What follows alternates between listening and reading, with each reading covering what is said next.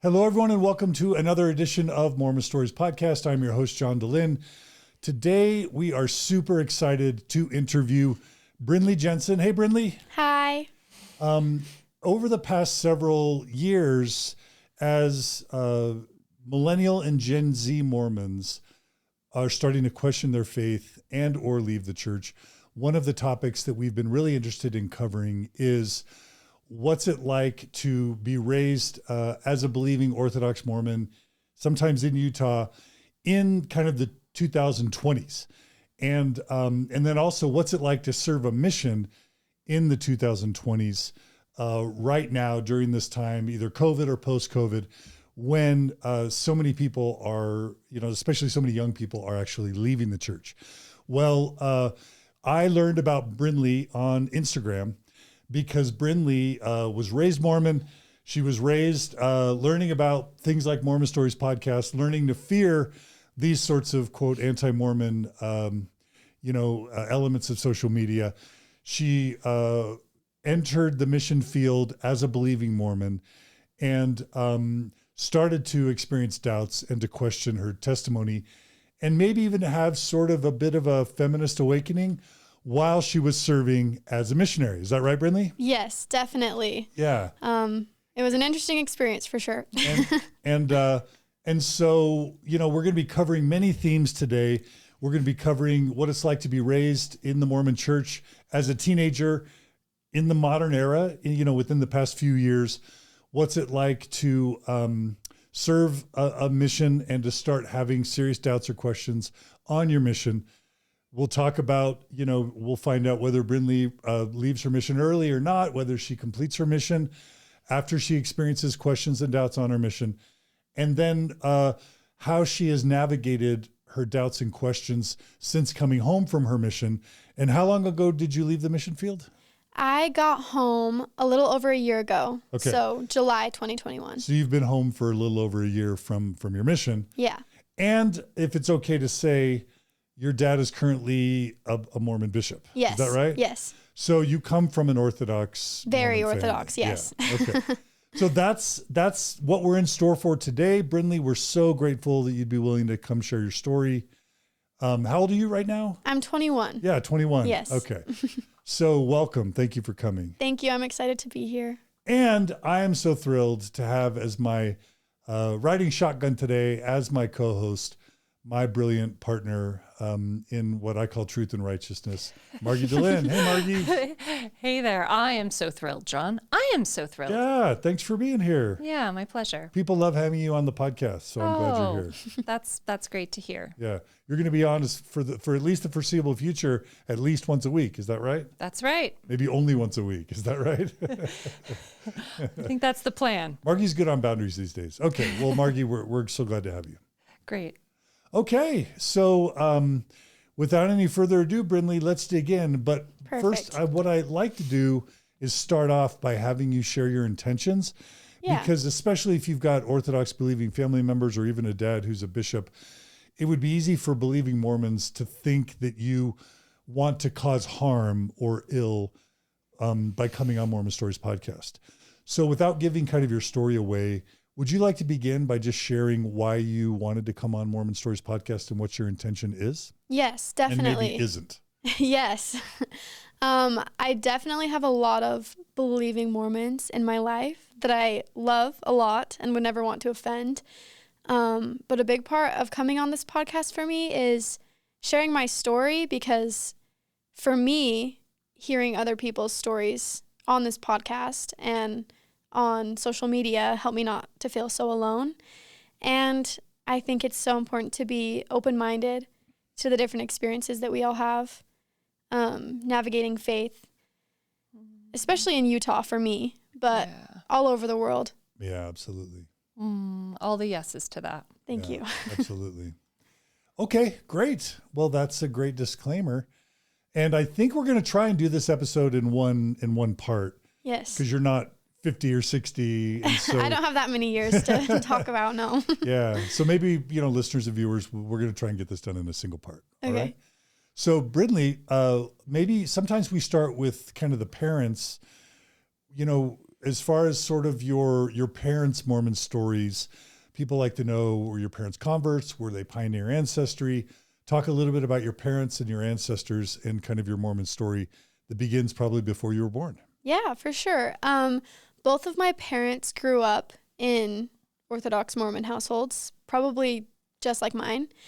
My grandparents are all members, very faithful, temple marriages. My parents got married in the Salt Lake City temple. Do you know where they met? They met because my mom went to the temple and met my dad's sister, and she set them up. Okay. So Wow. very, yeah. Typical, like very typical, yes. very Thank Mormon, you. Yeah. Yeah, that's how they met. Didn't date for very long. Knew that they were in love. Yeah. And where were they growing up? My mom grew up in Riverdale, Utah. Where's that? Yeah. Ogden area. Oh, okay. Close to Ogden. Yeah. Okay. And my dad grew up in Hooper, Utah, also close to Ogden. Hooper. Hooper. How do you spell Hooper? Hooper. That's how It's not Hooper. Hooper, Hooper. It's Hooper, yeah. So you're kind of Davis County, your parents are kind Like of Weber County. Weber County Yeah. Mormons. Yes. So for those who don't know, that's kind of 30 to 45 minutes north of Salt Lake City Yes. on I-15. Is Yep. that right? Exactly. And it's traditionally viewed as, I don't know, a pretty heavily Mormon area? Very, Mormon? yes. Yeah. It's not Salt Lake City, but Salt Lake City is probably less Mormon Oh, I would say definitely. than where you grew yeah. up and where your Ogden's parents very grew up. Mormon. Yeah. Okay. So your parents had a very Mormon upbringing. They got married quickly. Do you remember how young your parents were when they got married? Do you even know? I think my mom was 19 and my dad was 21, just off a mission. Okay. So 21, 22. So your dad did serve a mission? Yes, he did. Do you know where he served? Yeah, he served in Wisconsin, Green Okay. Bay, Wisconsin. Okay. Yeah. All right. How many kids did your parents have total? 3. 3 kids? Yeah. And where are you in the birth order? I am the oldest. You're the oldest? Yes, I'm the oldest. And I have a brother who just turned 18 and a sister who's 14. Okay. All right. So where does your Mormon story begin? What year were you born? I was born in 2001. 2001. Yeah. So you were born 4 years before Mormon Stories podcast started. Yeah. You were born the year I had my faith crisis. Really? Yeah. Wow. Who knew? I mean, for me, it was a long burn, but Yeah. At the A long faith beginnings. crisis. yeah, but in 2001 is where it really, really picked up steam for me. So, Yeah, Okay. wow. So 2001, tell us about your Mormon upbringing as a child. Where were you born? What was that? Where were you born? Oh, I was born and raised Ogden, Utah. I was Okay. born at McKay. The house that my parents live in now is the house I grew up in. And I had a typical Mormon upbringing. Prayers every night, reading scriptures. If you watch any of my family home videos, there's something about, what did you learn at church today? Or What do you mean your family home videos? like little video, like old like home videos. videos. Yeah, home videos. That you've shared on the internet? Oh, no. I haven't Okay, shared them. okay. They could be out there. I don't know. But just videos that my parents took of Yeah. us growing up. Okay. You're doing family prayer and scripture study Yes, and all the time. all that? Okay. And it was important to me too. I always was I loved church and the church and the gospel. I loved all of it. Do you remember primary and what you liked about primary? Yes, I was probably the one that was like sitting there reverently, folding my arms and listening. I was pretty quiet when I was a kid. But I loved all the songs. I loved to get up and share my testimony in church. I loved learning about all the Bible and Book of Mormon stories, all of it. Okay. Yeah. And you were the oldest of 3. Were there expectations as a young Mormon oldest girl of 3? Yes. I mean, obviously regular expectations, be respectful to your parents, but I grew up, like I know my parents wanted me to do this, but I expected of myself from as long ago as I can remember to always say my nightly prayers, daily scripture study, think of Jesus in all things, that kind of thing. Okay. Yeah. Did you have a favorite primary song or favorite primary songs? Probably I'm trying to be like Jesus was my favorite one. Okay. Yeah. That's a good one. Yes. Trying to be like Jesus. Yeah, I mean, follow good. his ways. I Yes. love the hymns. I still do. Yeah. Yeah. Okay. They're pretty catchy. Yeah. Designed to be. Yes. Oh, Margie, are you being a little cynical? No, not necessarily. Okay, I so- mean, just for kids to sing along. Yeah, Yeah, that's it's right. true. And That's right. Okay. Sorry. Okay. Okay. So, so anything happen in your family, your family's life, kind of pre-adolescence, that is important for your story? Anything with your parents? Anything with you? Anything with your siblings? Or is it just kind of like a simple, idealistic Mormon childhood? Pretty simple. I mean, there were a few things. When I was in 6th grade, my family went through a lot. My mom had a miscarriage where she lost more than half of the blood volume in her body. It was really bad. And I think that was a big faith, not necessarily a turning point, because I already was pretty faithful even as a little kid, but I remember feeling like I relied on my faith heavily, even at a young age when that happened. And in that same few months that happened, my brother had a surgery that didn't go well, and he also lost a lot of blood, was in the hospital for a while. And so I think being so young and seeing all that pressure and stress put on my family, it really solidified. I relied on the church and the gospel and those teachings very heavily every second of every day. And that's how I was after that. So the family crisis brought your family even closer to the church than it was. I would say. And I think my family, it's almost like you can't even say they could get closer to the church because we were already so close. But for me personally, right. I think it strengthened my faith just to know that that's what I was relying on. So what I'm hearing you kind of say is it was during those times where on a level suffering reached you. It kind of came into your life in an unexpected way, it sounds like. Yeah. Where you were able to kind of develop, lean on your own, it kind of emerged, your own sense of these things that you had been taught, that you needed them then. Exactly. Is that right? Yeah. Yeah, that makes sense. Yeah. Okay. So going into your adolescent years, sounds like your Mormon identity was maybe the most important part about you? Oh, definitely. Okay. I put pressure on myself a lot to be perfect. And any tiny thing I did that I didn't view as perfect would fill me with sickening amounts of guilt. Do you have examples? Yes, I do. I had a calendar, a tiny little calendar that I would check off if I read my scriptures and prayed every day. And I went years without missing a day. And there was a night that I had been doing homework and I was so tired and I fell asleep without praying or reading my scriptures. And it took me months to not feel guilty about that, of reading extra. I started reading, I'd say, okay, I have to read a few chapters of the Book of Mormon, some of the Old Testament, some of the New Testament, some Doctrine and Covenants, every day to make up for it. Wow. And so I remember feeling really guilty about that. And then just normal teenage things, like having sexual feelings for boys, or even, understanding those feelings within myself, things like masturbation, things that every teenager goes through, but I feel like I just doubled down on myself about everything, just zoning in on the guilt, if that makes sense. So what were those guilt thoughts like? How did they take shape in your brain? A lot of it was I felt like everything I did was a step further away from being able to be with my family forever. And so that stressed me out a lot. And then a lot of it was no, I'll be with my family forever. I'm baptized. I have my whole life plan. I'll go to the temple. But then even with things like masturbation, it's fine I talk about that on here, right?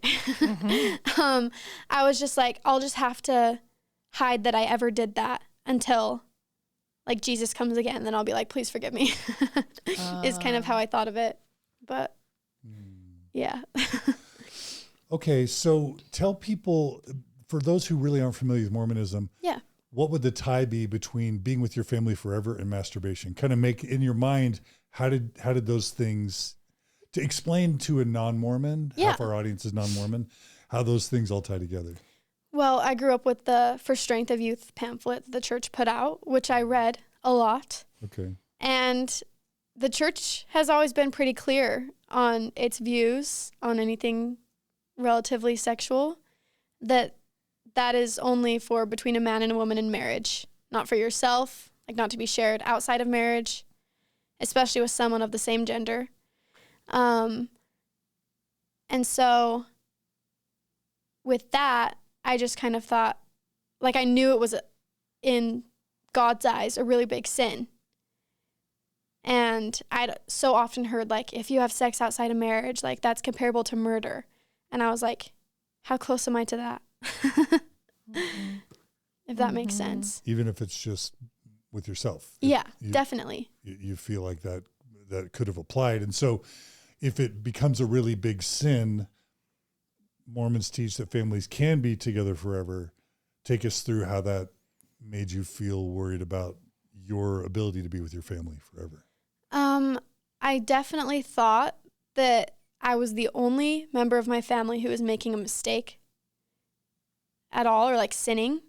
And so it's like, you can't let your whole family down, because being with them for eternity, that's a pretty big deal. And so it's just that constant pressure of, I have to tell someone I did this, but that makes me very uncomfortable. And so I didn't want to, obviously. So I hope this answers the question, but I guess I just prayed a lot to God about all my mistakes in general, kind of begging to forgive me. Like, remember how I read my scriptures so much? Doesn't that make up for it? But that's not exactly like when they teach repentance to kids. It's not just make sure you read your scriptures and he'll forgive everything else. There's a process.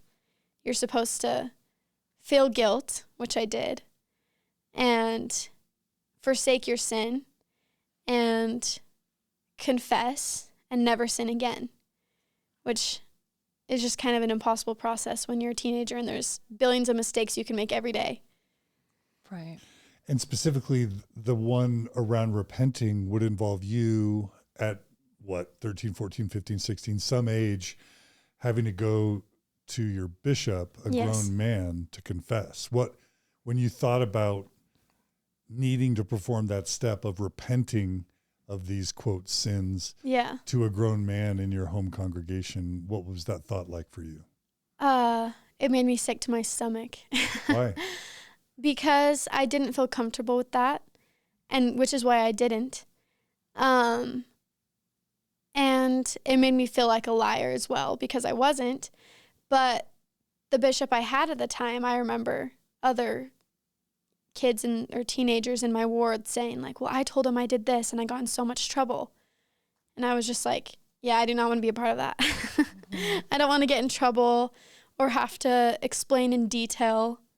That just scared me. I was shy in my early teens. And so I didn't feel comfortable with that at all. I didn't want to do it. So on the one hand, you want to be righteous and live with your family forever. On the other hand, you know you're committing this sin that's next to murder. Yeah. But then on the other hand, you know that to be forgiven, you got to go talk to this 40, 50-year-old man and tell him about your private sexual behavior behind closed doors, one-on-one, and you don't want to do that. So on the other hand, you're living with this guilt and shame of feeling like you're a liar and you're hiding things and disobeying God. So all that pressure, what was that like for you as a teenage girl? I don't remember any part of junior high or high school where I wasn't feeling guilty about something. And I remember so specifically thinking, as like a 14-year-old girl, relating to the sin of masturbation specifically, I was like, I wish that I was going to confess that I had sex with someone rather than the shame of me doing something by myself. Because I was like, I feel like that's more common, is what I thought. And obviously a 14-year-old girl, like that, I think that's a very sad thought process to have, but that's how I felt. And I thought that all the time. I was like, if only that was my sin instead, and I could go confess that, which would have probably been worse for me, but if that makes sense. Because if someone else is involved, you have someone else to kind of take part of the blame. Yes, exactly. If it's just you, then it's all on you. Yeah, it's true. Wow. And I think maybe there's an inherent with women, particularly in the church, around purity. Yes. You know, there's a different standard there. Yeah. That, you know, it's not widely supported, this idea of a woman owning her own sexuality, her own, you know, sexual desire. Yeah. So I feel like, do you feel like that was a layer too? Oh, for sure. It reminds me of a time, I think it was my sophomore year in high school.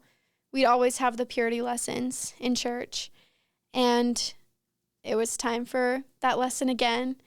And our teacher posted pictures on the chalkboard of women in bikinis or with lots of piercings or tattoos, and kind of talked about how they don't look as pure. And then she invited all the young men into the room to say how those pictures made them feel. And it was really awkward, but, and none of them wanted to say anything, obviously, but what she kind of concluded the lesson to was, like, if you want to make people uncomfortable, if you want to not have the Spirit with you, then behave in this way. Like, it was all about not only appearance, but how you act. Like, she did talk about masturbation. She did talk about, like, don't think this way about boys either. And so I felt like so much of my identity was trying to be as pure as possible. Yes. It reminds me of just what is so, for me, one of the most insidious kind of byproducts of it is just how serious everything is. Yes. How you can be judged for your very thoughts. They can do you in. You're held responsible for thoughts you have. Every single decision can be grave when your purity, when you're looking at sort of, you know, this perfectionistic, my purity is at stake, which determines, you know, it's just that mix. I think as for a teen, especially, just trying to kind of develop and grow and understand yourself and understand yourself in the world, that is just so much to hold. It's heavy for sure. Yeah. Is there a way for you to explain how that's harmful for you? So let's just say there are viewers or listeners out there that are like, hey, premarital sex, even if God doesn't care, you can get STIs, you can get unwed pregnancies. Some people think abortion's bad. And so it's like, hey, okay, the church is putting a lot of pressure on you to not have premarital sex. Yeah. But maybe it would have been unhealthy for you to have premarital sex. So for the church to kind of try and tamp down your sexuality was probably for your good, even though it probably made you feel stressed sometimes. So like, let's say somebody says, hey, maybe that wasn't so bad. Would there be a way for you to communicate how it actually was harmful, or was it? Yeah, for sure. I think that so often thinking back, I wish that instead of shaming, that it was more educating, because I understand there are parents and leaders that don't want their kids to do these things. And I can respect that, but there are kids that are going to do it anyways. Because there I was being so scared of these little things. And I had friends that, like, there were girls at my high school who did get pregnant. And it was really scary for them and people that I was friends with. But if they would have been educated instead, especially in a setting where it's supposed to feel safe and you're with people that have similar beliefs as you, I think it could have had a way more positive outcome, because I think it's taken me a long time to get past that shameful feeling, like even how I dress. It's hard because all growing up you're told you have to dress a certain way to not provoke other people. and act a certain way. Let's talk more about that. Yeah. So what do you mean provoke who? What ways should you not dress so that you don't provoke who? Men. Okay. Yeah, I mean, like there's just so many lessons I can remember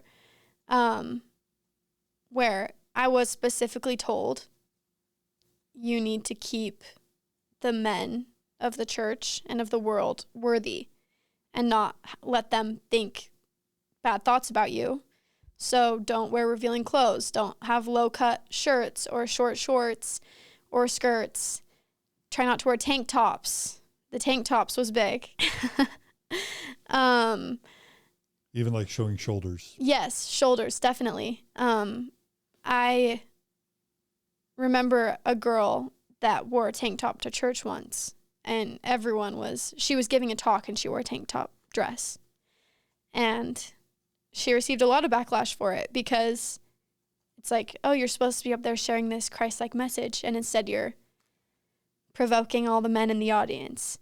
And so I think making a child so aware and conscious of how they're making other people think, when it's really not, it wasn't my fault if someone thought something about me. It affected me well into my mission. Still now sometimes. It's something I have to retrain my thoughts around it, if that makes sense. Yeah, it makes a lot of sense. This idea that you're kind of told how to show up in the world, yeah, how you're responsible for the actions of other people, mm-hmm. or the thoughts of other people, kind of their experience. I think let me ask this in a question. Did you feel like it set you up for this profound like where you don't trust yourself? Because then what that's saying is in your humanness, when you kind of evolve and you do have, feelings, or you do have developmentally appropriate you make mistakes. Yeah. It makes you kind of feel a sense of unworthiness, a sense that you can't trust yourself, right? Oh, a definitely. sense that you're innately lacking in something.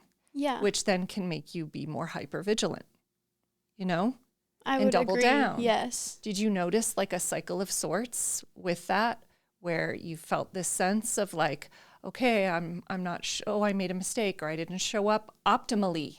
Yeah. And now I have this pay for it, like I'm bad or whatever, and now I have to make myself good. Was there ever did you notice a cycle to that? Yeah. And it costing you your relationship with yourself a Definitely. little bit? Definitely. I feel like I was so aware of how I was dressing and what I was thinking and how I was acting that there were even times where, like in high school, my mom bought me a dress, and it was a tank top. It was a modest dress. It went up high on my chest, and it was long, but my shoulders barely showed. And I remember crying, thinking like, why would you buy that for me to wear? Oh, sorry. Mm-hmm. Why would you buy that for me to wear? Like, it shows my shoulders. Don't you want me to wear garments one day? And she was like, Bryn, it's fine. Like, it barely shows your shoulders. But I couldn't even take my own mother's word that I wasn't dressing provocatively, because I was so self-aware of how I was acting. And then even when I started to kind of grow into my sexuality later in high school and wanted to wear things that I thought looked good on me, there was still that sense of guilt. And then if anyone made a comment about it, I'd never want to wear it again. Yeah. Let me ask you this. Can I ask you a question around growing up as a girl, a young woman in the church? What were some of the messages that you feel like, as young women, we're given all sorts of messages, right? Conditioning growing up that we're taught to kind of, some things are overt and some things are a little bit more covert, right? Mm-hmm. Or not obvious. What were some of the messages that you feel like you absorbed that stay with you, kind of are in this moment as being particularly problematic for you? Yeah, I think it comes down to the ones that weren't as obvious, because all growing up, you hear, like, the women of the church are so sweet and so perfect. Like, us men just will never measure up to you guys. And it sounds What's wrong with that? That sounds great. I know. know. I'm a woman. That sounds great. I know. It does sound great. It makes you feel like, oh, I don't have to do anything. I'm just perfect by nature. But then it just puts this pressure of, well, if I'm making these mistakes. Like what?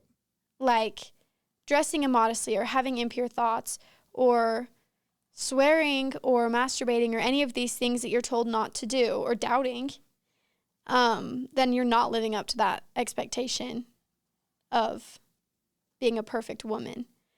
And I often felt deep down when they were saying all these nice things about women was that, you know, they couldn't give the priesthood to women. They couldn't give big leadership roles. And so instead they were giving that sense of, well, you're so perfect. You have these motherly roles. You're innately nurturing. And sometimes I didn't feel innately nurturing or sweet. A lot of times I didn't, but you have to act the part. It also seems like there's, tell me if you agree that there's this implication that if how you dress or how you act can lead to a young man becoming sexually active and maybe even not going on a mission, yeah, that somehow you have a bigger response. And then let's just say you are sexually active with a young man, that somehow there's more of a guilt or a burden on you than on the young man because you started it by showing your shoulders or your knees. That was... Yes. Yeah, that was definitely one of my biggest fears, and probably because I saw it happening all around me. Like, I was in a friend group where everyone would end up dating each other in high school, and so you'd hear about a lot of that, and I was terrified of that. I didn't want to be the cause of anyone acting that way or thinking impurely just because... like, I saw it happening around me, and it wasn't that I was judging those people, but it just made me feel guilty about every little thing I ever did. So did perfectionism have a toll on you in your teenage years? And if so, what was the toll? Yes. Perfectionism took a toll on me in every part of my life, but especially in the church. I was always... like, my seminary teachers loved me. I became a lot more outgoing in high school. And, you know, they would talk to my parents and just be like, Brinley is so outstanding. She always has something important to say. She's such a good example. I would get asked to go around to different stakes and sing or give talks in seminary or all those. They just gave me lots of opportunities to be an example. And with everyone constantly speaking so highly of me and saying there was such a light about me, it felt good because I felt like I was succeeding at being perfect, but then nothing was ever enough. So I had to keep being more perfect, hence the keeping the scripture calendar and journaling about how, like, I'd write notes to my future self on why I should never ever doubt in case I started to not believe in certain aspects of the church. It was constantly just preparing and being one step ahead of myself, just trying to be as perfect as possible.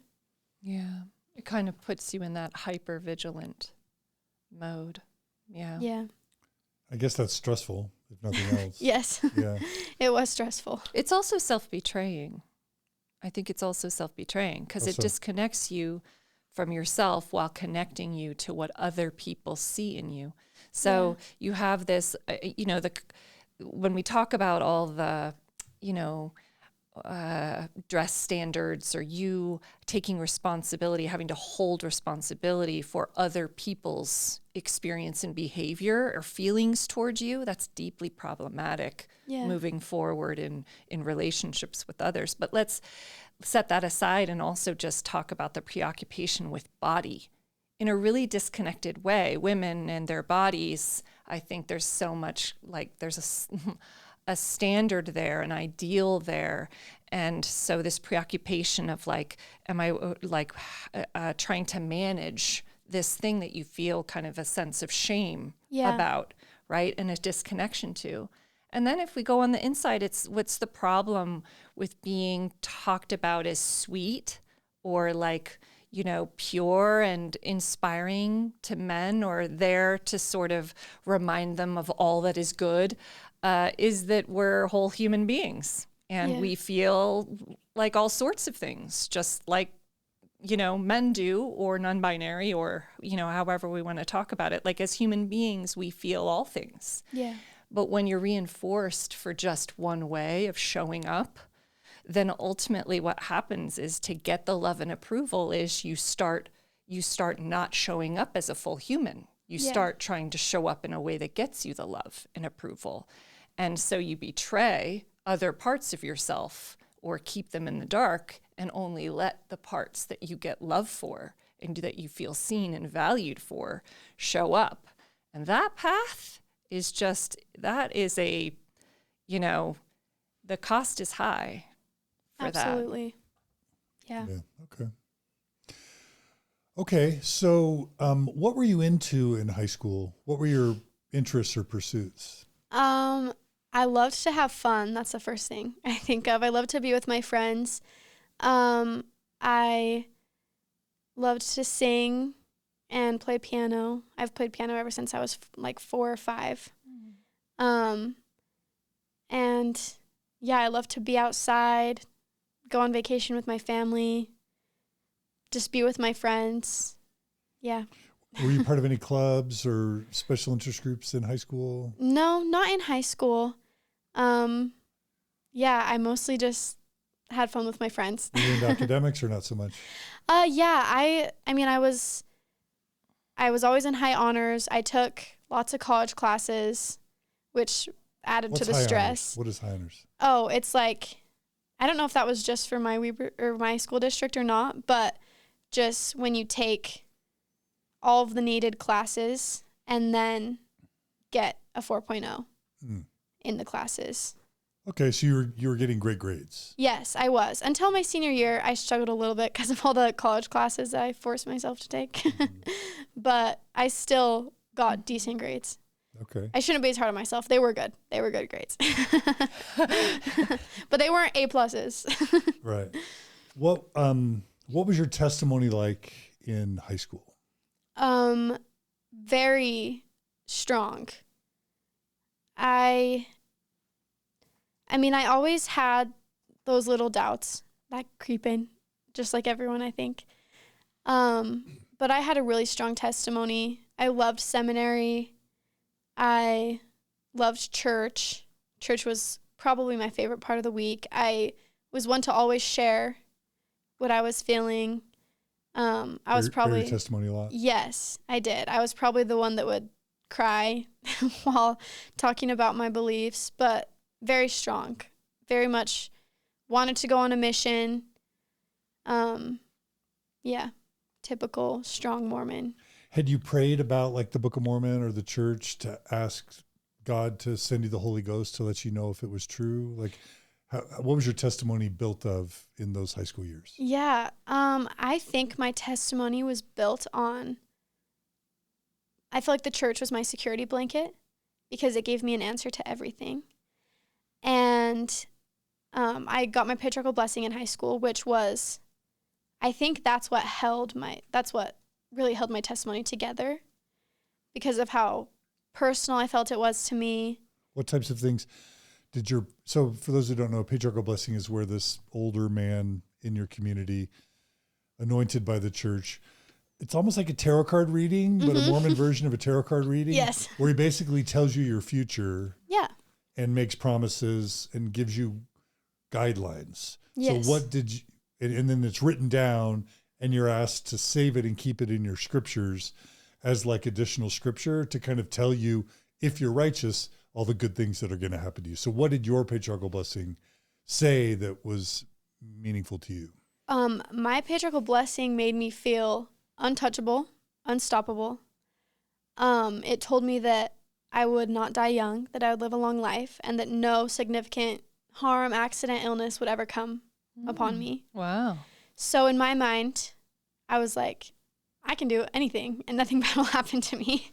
I mean, I wasn't careless because it still told me like it's conditional upon my faith. Mm-hmm. But it told me that I needed to marry a righteous man with a priesthood in the temple, that I was a big part of, I was going to be a big part of the morning of the first resurrection. What does that mean for a non-Mormon? What does that mean? That means, honestly, I still, to this day, I'm confused about it. So I think what it means, mine says the same thing. And it basically means that when Jesus comes again, the second coming of Jesus, and he does the resurrection where he lifts up all the dead. Yes. He's going to resurrect the most righteous people first, us, which means they're going to go to the celestial kingdom and become God someday, living with God and all their righteous Mormon family members in the celestial kingdom. So it's basically a promise that you're going to be among Jesus's elite humans and the billions of humans who've ever lived. You're going to be one of the elite people resurrected as soon as Jesus comes back to live in the celestial kingdom and become a God. Yes, definitely. And I mean, it was just very like, God knows about your mistakes and he still loves you. Ooh, which, that's big. Yes, that helped me a lot. But I still felt guilty. But when I first got the blessing, I was like, yes. Then you messed up again. Yeah, exactly. Then it's like, well, I ruined it. But yeah, it told me I needed to be a missionary. It told me God would call me to a place I needed to go. It told me I would have success in pursuing my higher education and that I'd get to travel the world in doing that, which right before my blessing, I had told the patriarch I wanted to go to BYU Hawaii. And so when I heard that, I was like, yes, I'm going to BYU Hawaii. And yeah, it was everything I wanted to hear. Yeah. Yeah, patriarchal blessings are so interesting because on the one hand, they can be so inspiring to a kid. It's like, I'm going to be protected and God loves me and I'm forgiven for my sins and look at all these cool things I'm going to do. In that sense, it can be so inspiring. But there are a couple other interesting things about it. Number one is if anything doesn't come true, like if you get sick or get hurt or die early, it can always be explained, well, you weren't faithful enough. So there's always, the church always has kind of a loophole. There's always something. If some prophecy doesn't come true, but also they interview you beforehand. So a lot of the prophecies that they give in the patriarchal blessing can be reflected in things the patriarch already knows about you, or literally things you tell the patriarch right before he gives you the blessing. So that's kind of interesting. So it can be like, hey, if you stay faithful in the church, you get all these things you want, and God said so. It's a way to kind of really seal your commitment to the church, I think. Yes, definitely. But then the final thing that's interesting is in normal circumstances, you're never told you won't serve a mission. You're going to become a professional career woman and not get married and not have babies. Yeah. It's pretty much you're always going to be told that the things are going to happen to you are the things that the church wants you to do. Yeah. And in that sense, it can be viewed as coercive or undue influence because it's basically the church under the guise of predicting your future through God's prophecy and revelatory power. It's basically the church telling you how you're supposed to live your life in ways that benefit the church. Yes, exactly. Is that wrong? Is that right? No, that's right. If I were to follow every word that my patriarchal blessing said, then it'd be exactly what the church wants. I mean, it was all about missionary work and bringing others into the light and being an example. All those things that I was already putting pressure on myself to do, but it kind of solidified that not only was that something God saw as good, that was my purpose for my entire life. Yeah. So like Margi said around self-betrayal, you don't get to decide what your intrinsic inherent purpose or meaning is. You're told at 16 or 17 what it is. And you'd never get to make that choice. Margi, do you agree? Oh, just nodding. Yeah. Yeah. So, but at the time you received it, it was a beautiful, wonderful thing. Yes. Yeah. Yes. Yeah. In the moment, huh? In the moment, it was a miracle. Yeah. Yeah. Yeah. I was going to ask you really quickly, during those years of just feeling tremendous pressure and shame, did you have times or moments where you felt free of that? Where you, on a level I don't know, what that would look like for you, if it was like with friends or in nature or, I don't know. Or was it like something that you really walked with pretty much all the time? I really walked with it. And there was one time where I kind of talked to my parents about it. And this was before my dad was the bishop, and they were very reaffirming. I didn't give them lots of detail, but I mean, obviously, your parents probably don't want to get into too much detail about that anyways, but they did give me a lot of peace, and they weren't shameful. They didn't shame me about it. And I felt relief until I made mistakes again. And you were human again. Yeah, until I was human again, then everything sinks back in. And that's really the only time I can remember. And I still felt peace at church and felt big emotions about the things that they would talk about. And I enjoyed the lessons. I enjoyed going, and I still felt like amounts of joy there. But when I was alone with my thoughts, or when I'd be in seminary and a teacher would say something about really any mistake a teenager could make, I took it personally, and I assumed, like, I'm the only person in this room that has ever thought this mean thought, or that has ever been impure in this way. So I wouldn't say I had a horrible childhood. Like, I still loved my life and I had fun, but there was just that guilt with me through all of that. Yeah.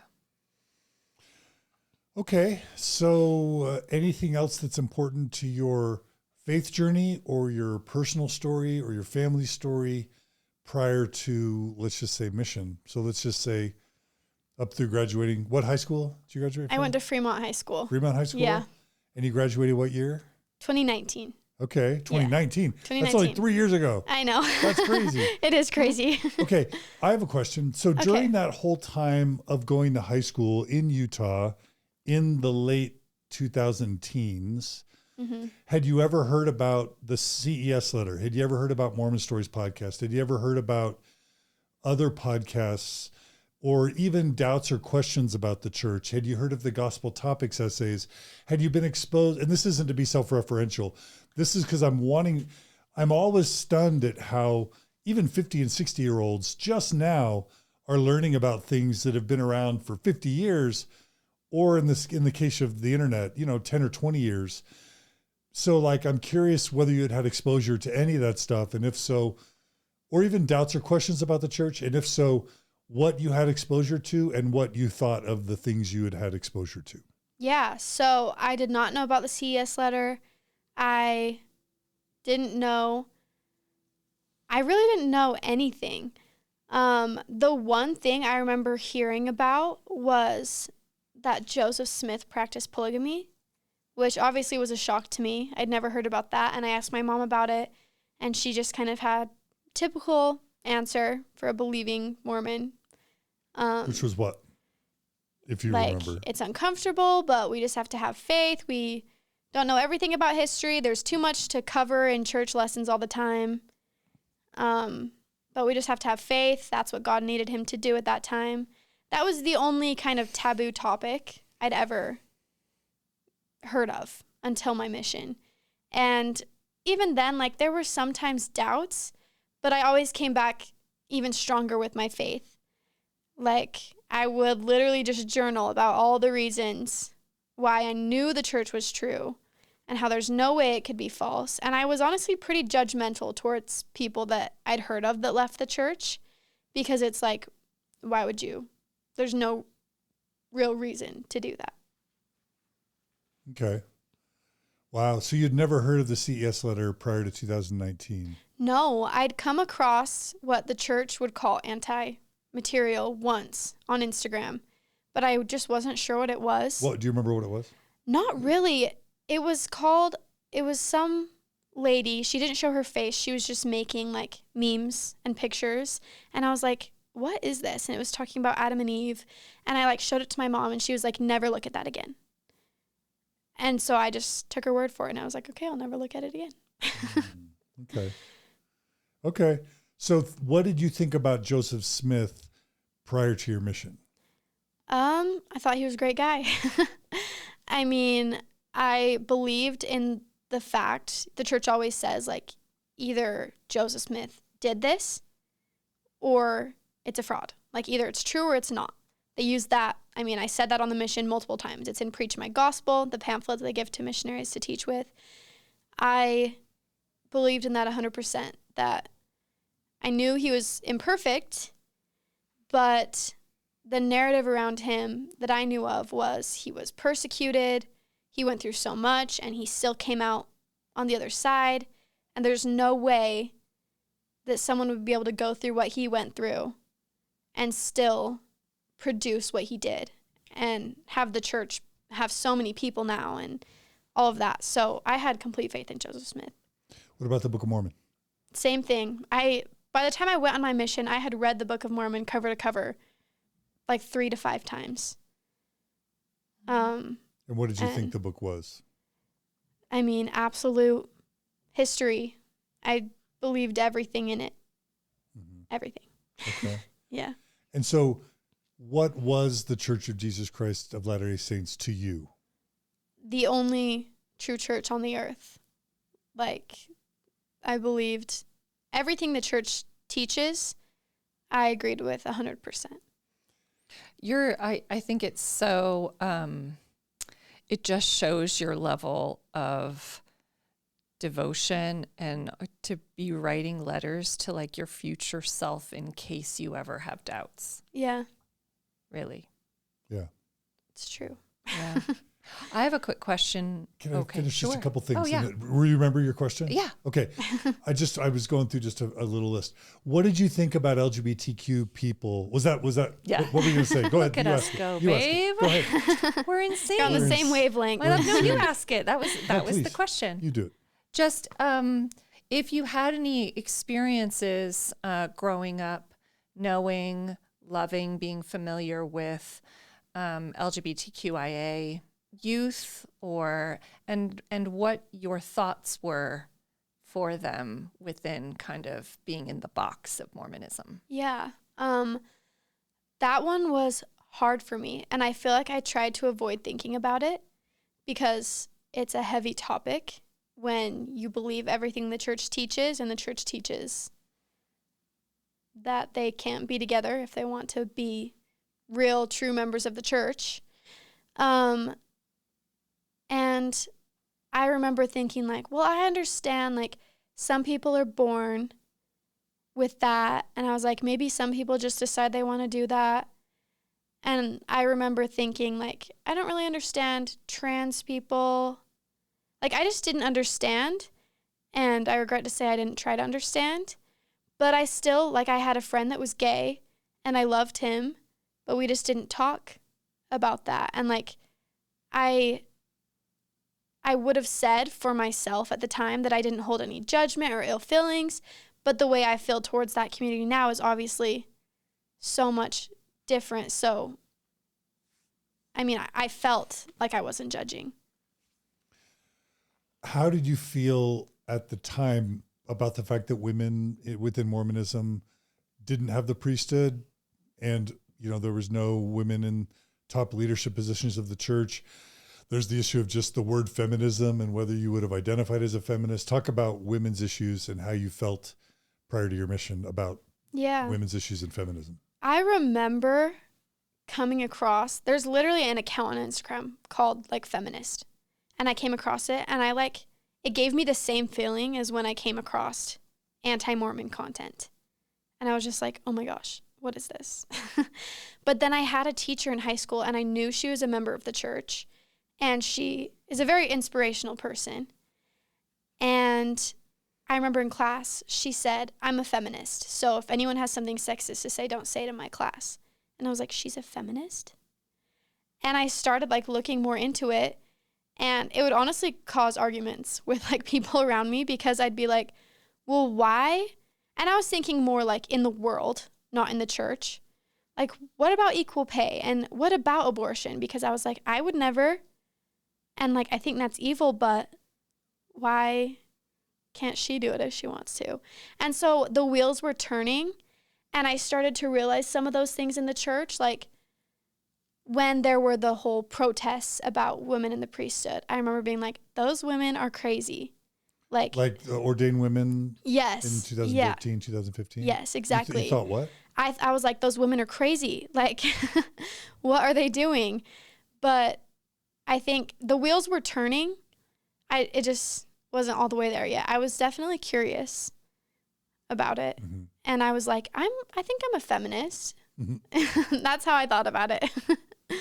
I'm curious for you, when it came to kind of the formula of, were you taught that you should stay home and kind of have children? Is that something, a message or an expectation that you received?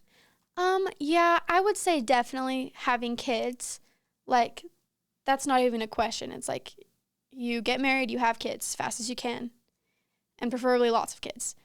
It was never, like, no one ever specifically said, like, you cannot have a career, but it was also like, you have to make sure that your career allows you to also be with your kids too.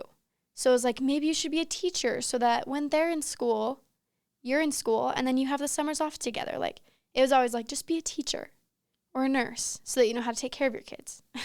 Got it. So that was kind of the narrative I received. And did you ever, let's just say, we'll stay with the narrative up to this point. Were you feeling quite, let's just say, like it was in line with you to have lots of kids? Did you experience any inner resistance around, or individuation? Like, I'm not sure I'm going to have 4 kids. Maybe I'll have 2. Or what was your experience with those types of expectations of role? I'm going to be honest. I hoped that Jesus would come before I'd have to have kids. Why? Because ever since I was little, like, I just have been so scared of giving birth, the whole thing. But it was just like, okay, my plan was, if Jesus doesn't come first, then I'll just have to like push through it. Maybe I'll just adopt so I don't have to give birth. Yeah. That would have been tied to your mom's miscarriage, I'm guessing. Yeah, a little bit. And even before then I was scared, but just seeing, like, I never wanted to go through what she went through. And yeah, I did want kids. I love kids. Like, I'm a nanny right now. But it definitely scared me. And I truly often thought, like, maybe the second coming will happen before. Belly up. Yeah. I genuinely thought that all the time. Yeah.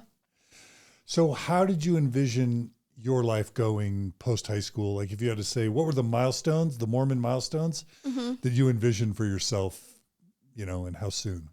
I envisioned I'd go on a mission, complete the 18 months, come home, go to BYU, Hawaii, and meet another returned missionary, get married. Preferably a guy. Yeah, yes, definitely.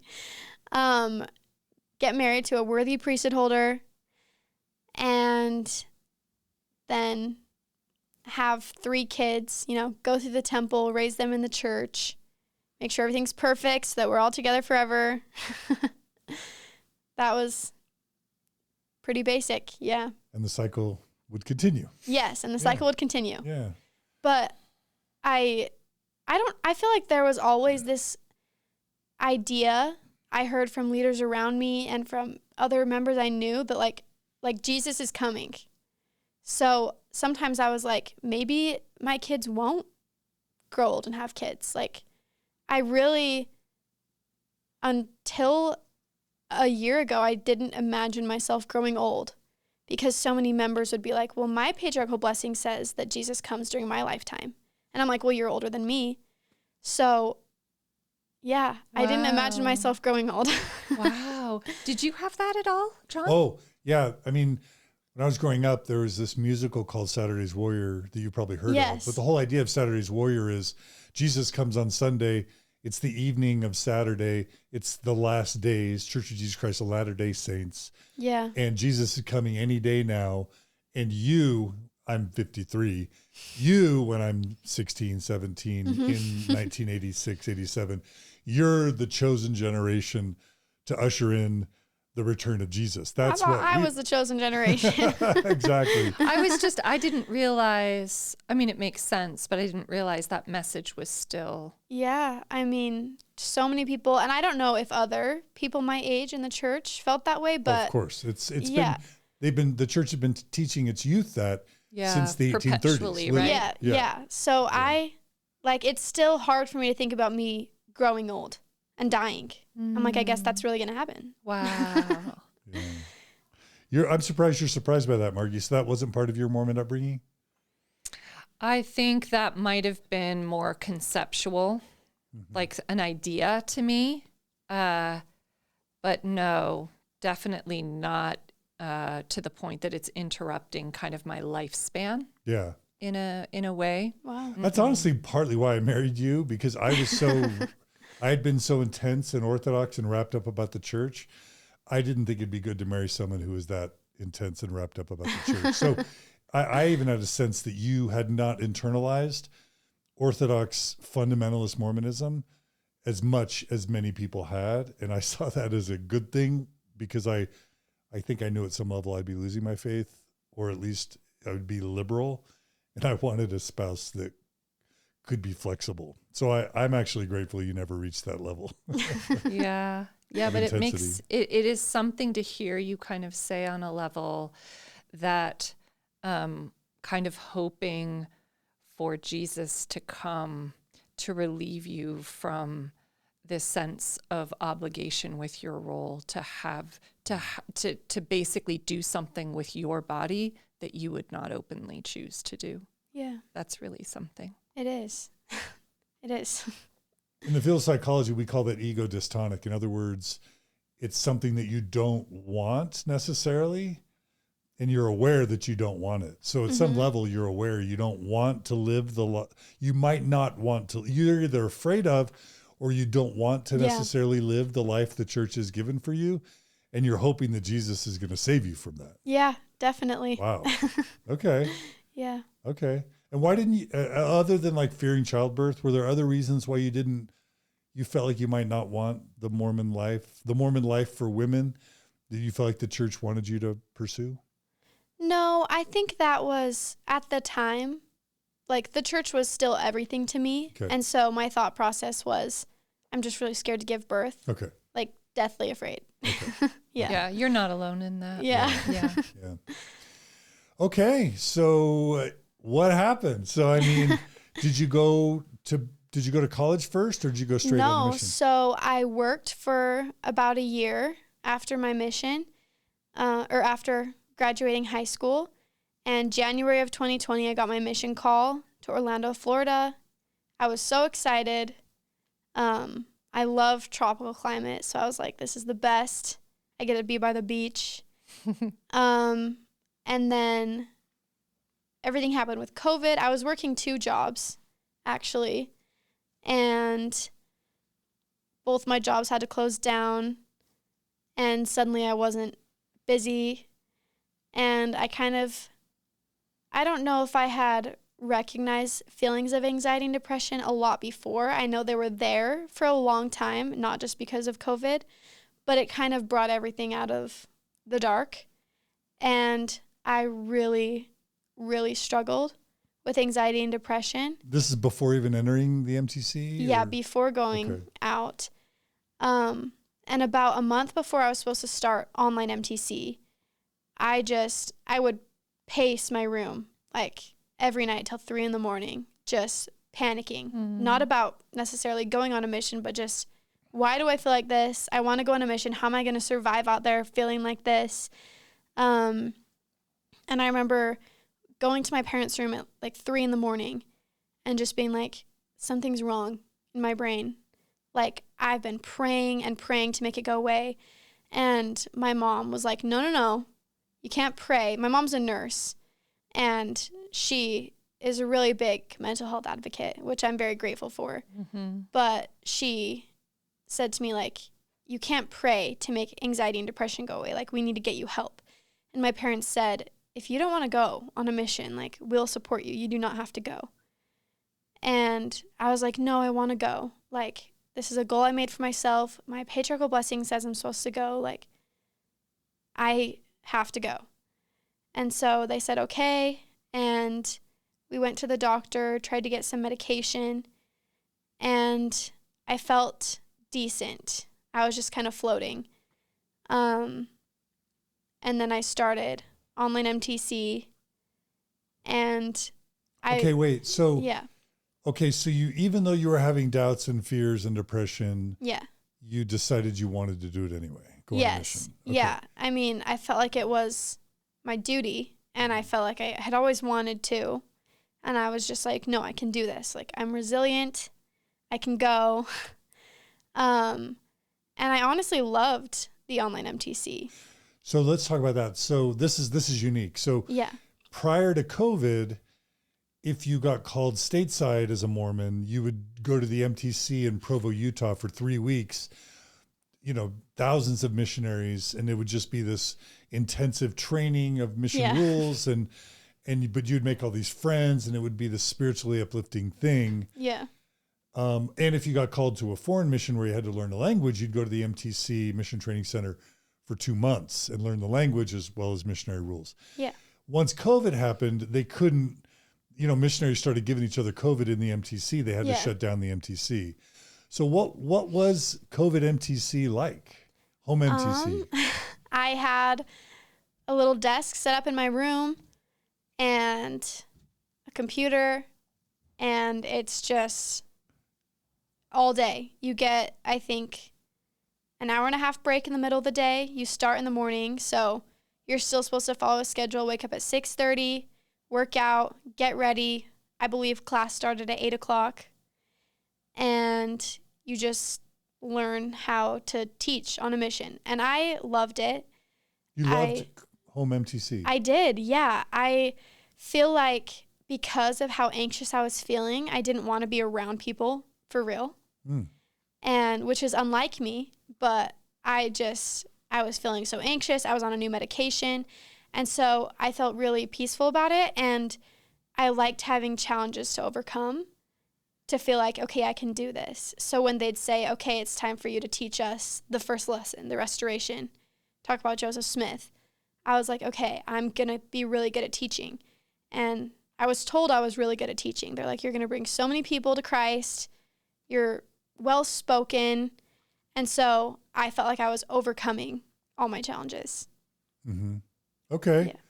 So you didn't feel like you were being kind of like getting a lesser experience by staying home versus going to the MTC. No, I didn't really care. Yeah. Okay. Yeah. Were you able to make friends with the missionaries in your district? And like, because I made friendships, and that was an important part of the MTC experience, was the friendships I made. Were you even able to make friendships, or you didn't want to? Yeah, I did. I had a companion, but you're just over Zoom. And you do companionship study? Yeah, we'd study together. We'd talk through our lessons that we had to plan together. So I loved my district. It was a group of, I think, 10 of us.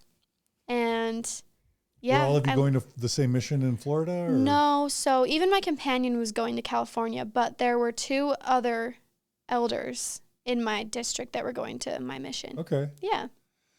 Okay. And it was 3 weeks with home MTC? 3.5, I think. 3.5 weeks? Yeah. And anything you want to say about that experience overall? Not really. I felt prepared, and I was like, okay, if I can feel like I can teach these lessons confidently, then I got this. I was like, it'll be fine. Okay. Yeah. Okay. So as your time doing home MTC completes, what happens next? So I finish MTC. I give my farewell talk to my ward and friends and family over Zoom. And everyone I love came over to my house to have lunch, social distance lunch, and say goodbye. And I felt pretty at peace about it. I was like, I can do this. And I got on a plane and got to Florida. And I remember walking off the plane and like the humidity hit me and I was like, okay, it's going to be fine. I already love it. There's palm trees everywhere. This is perfect. And everything was really good until I got to my apartment and sat in my bed. And I was like, what did I just do? And the first 3 days of my mission was like the second hardest part of my mission because I just told my companions, I was like, look, my parents told me I didn't have to come out here if I didn't want to because they like weren't sure if I was going to be okay. And I think I agree with them now, like, get me out of here. I was crying. I felt so depressed. I didn't eat for the first 3 days at all. What was it? What was that? Like what was going on, do you think? Everything hit me that like the structure of the mission was going to be my life for 18 months. And I think every missionary gets hit with that a little bit when they first get out there and they're like, what did I just do? But I just suddenly was like, I'm so scared that I came out here on a new medication that I'm not used to. We didn't really solve my depression. And I forgot to mention my parents got me a counselor, but I just ghosted him. I blocked his number. And I was like, I'm not going to counseling, which was my first mistake. But I just felt so overwhelmed. And on my first day, I called my mission president and I was like, so I think I'm going to go home. And he was like, you seemed so happy at the airport. And I was like, well, I'm not. So send me home.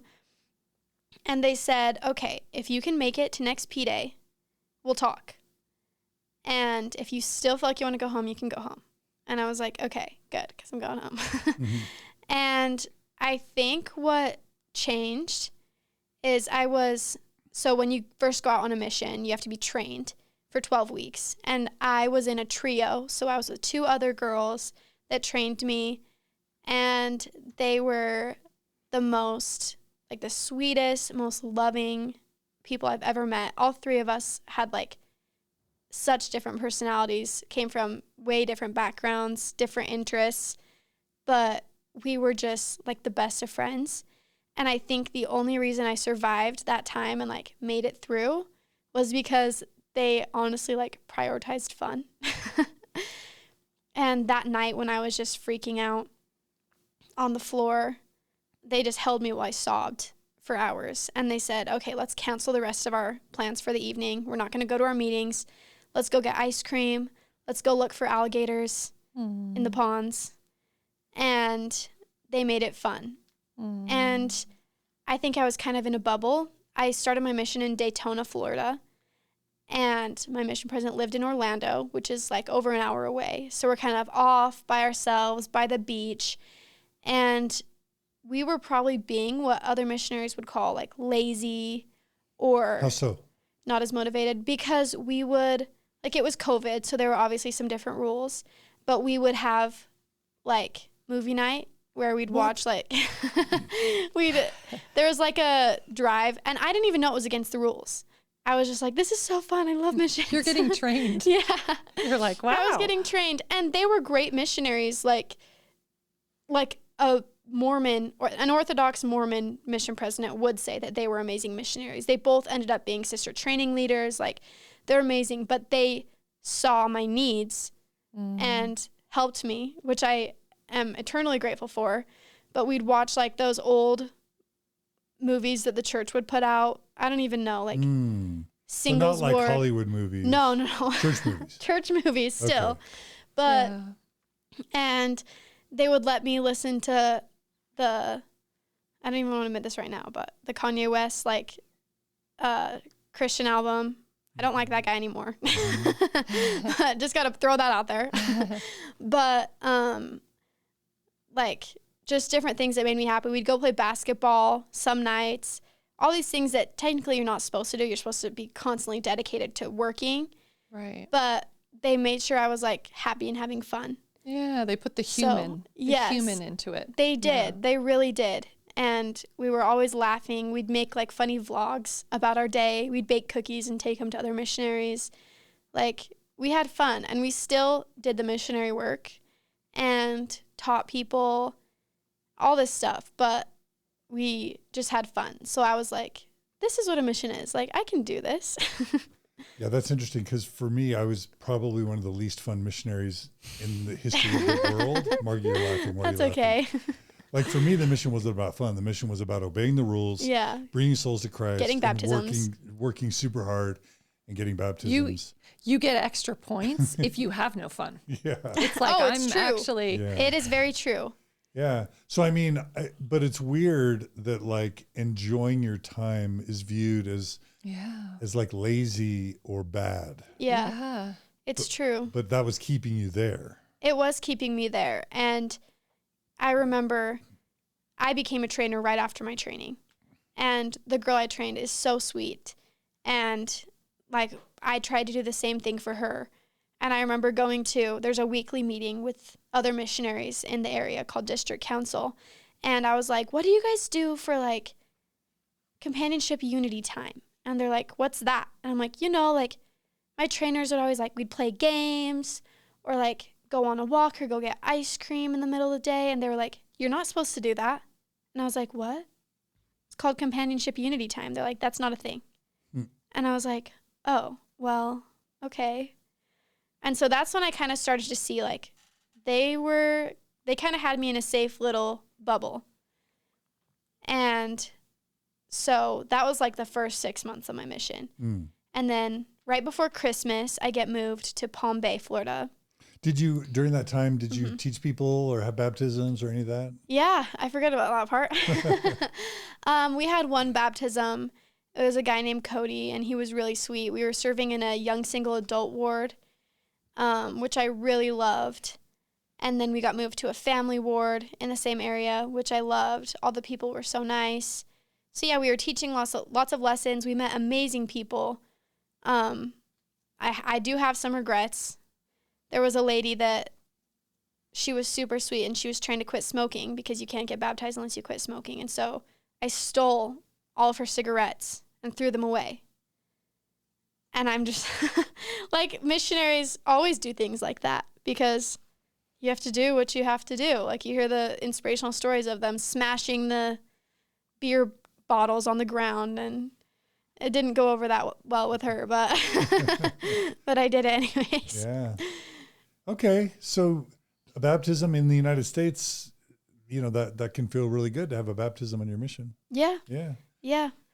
It wasn't really my focus, which I often felt guilty about. I liked the service projects, getting out in the yards, meeting new people. That's what I liked the most. And I did love teaching, but I felt like I didn't like when everyone was about the numbers because it made me feel really anxious. And so I still wanted to get baptisms, obviously, but it did give me anxiety. Yeah. Yeah. Okay. What happened after 6 months? That's the third into your mission. You're only serving for 18 months as a woman in 2021 or whatever. So what happened after 6 months, 3 months into your mission? It was like I went into the real world mission. Oh, okay. It was like I was out of my bubble. I was no longer in Daytona. I get to Palm Bay and I meet my companion. And she is the most amazing person. We're still close. And she taught me so much. She opened my eyes a lot. She was a feminist. She was very politically educated. And you're not supposed to talk about politics on the mission, but I remember the first night, she puts her pajamas on and her t-shirt says BYU Democrats. And I was like, what the hell is that? BYU Democrats. And she was like, yeah, I joined a club. And she taught me so much about that. And it opened my eyes. And it's not like she was meaning to turn me away, but I was like, oh my gosh. Like, I was telling her all about how I went on this amazing humanitarian trip with the church. And I was showing her the pictures. And she's like, huh. And I was like, what? And she's like, you don't want to have like a white savior complex though. And I was like, what? And she just like, she was never rude, but she just, like, she really did educate me. Why were you shocked at a BYU? Explain to our audience why you were shocked at a BYU Democrats shirt. Because I didn't think that was allowed. What? Being a Democrat at BYU, especially on campus. Why? Because the church is very conservative, very Republican. I mean, I was scared of that feminist account I found on Instagram. Like, it's not popular at all. So in your mind, the Republican Party in the United States and the Mormon Church were synonymous? Oh, for sure. Okay. Like, people would always talk about, like, there's no separation of church and state. And I kind of was just like, yeah, there's really not. Like, the church does affect a lot of what happens in Utah. And it wasn't like, I wasn't like this. I was not conservative at that point, really, at all. But I kind of had it all just, like, inside. And she would talk about all her beliefs with, like, the LGBTQIA community. And we ended up teaching this these two amazing girls that they weren't dating when we first started teaching them. They were friends, but they wanted to take the lessons together. And they ended up falling in love. And we knew one of them identified as lesbian. We didn't know the other one did. And she came out to just my companion and I. She was like, can I talk to you guys for a minute? We get in the back of her car, or she got in the back of our car, and we were all just talking. And it was like, I hadn't felt those, like, emotional, like, you're crying because you feel something so strongly for so long until that moment. And I just remember feeling, like, so much love for this woman. And, like, I was so proud of her for telling us and feeling brave, like, telling 2 Mormon missionaries that you're lesbian. That's got to be terrifying. But I was so grateful that I was with the companion I was with, because we were able to tell her, like, we support you. You do what you want. Like, because this girl was already baptized years ago, but she wanted to take the lessons again because she had not been to church in a long time. But her friend that she was in love with, she really loved the church, and she liked the things we were teaching her about. And it was heartbreaking to tell them, like I remember when they texted us and said, wait, so can she not get baptized if we're together? And we had to say no. And I'm just like, I was like, I have to be nuanced. Like, I have to try and change this culture, because, like, they are just, to this day, still, like, some of the most amazing people I've ever met. And it just broke my heart to be like, I don't want to tell them that they're less than, because it's something that's, first of all, not in their control, and second of all, not a bad thing. Like, not something that's wrong with them or weird. So was it this companion that changed? Because you had talked about your LGBTQ views prior to mission, which was you tried not to think about it and loved your gay friend, but you kind of supported the church's position. Was it talking to this new companion that changed your views on LGBT stuff?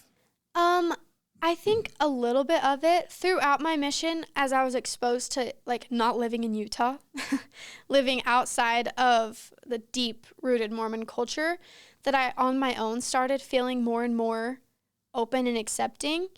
But she just, like, reaffirmed that, like, she made me feel like I wasn't wrong for thinking that. Because to this day, she's a faithful member of the church. Oh, okay. Yeah, attends BYU, great girl. But she made me feel like I wasn't wrong for thinking those things. And we would have great discussions about it. And even before I was with her, I had just a few experiences where I had gotten in trouble for being a little nuanced.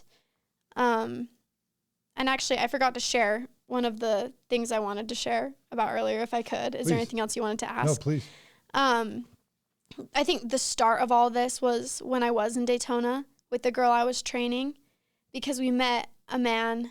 He was so cool. I'm not going to say his name, obviously, but he really wanted us. He's like, I got to get you girls, like, immersed in the Southern culture. Like, he fed us fish and grits and taught us about all the different football things and who not to cheer for, even though we couldn't watch football.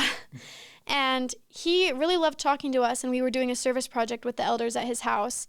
And he was talking to us, and he said, so why didn't you because he was black, and he said, why didn't your church let the blacks have the priesthood?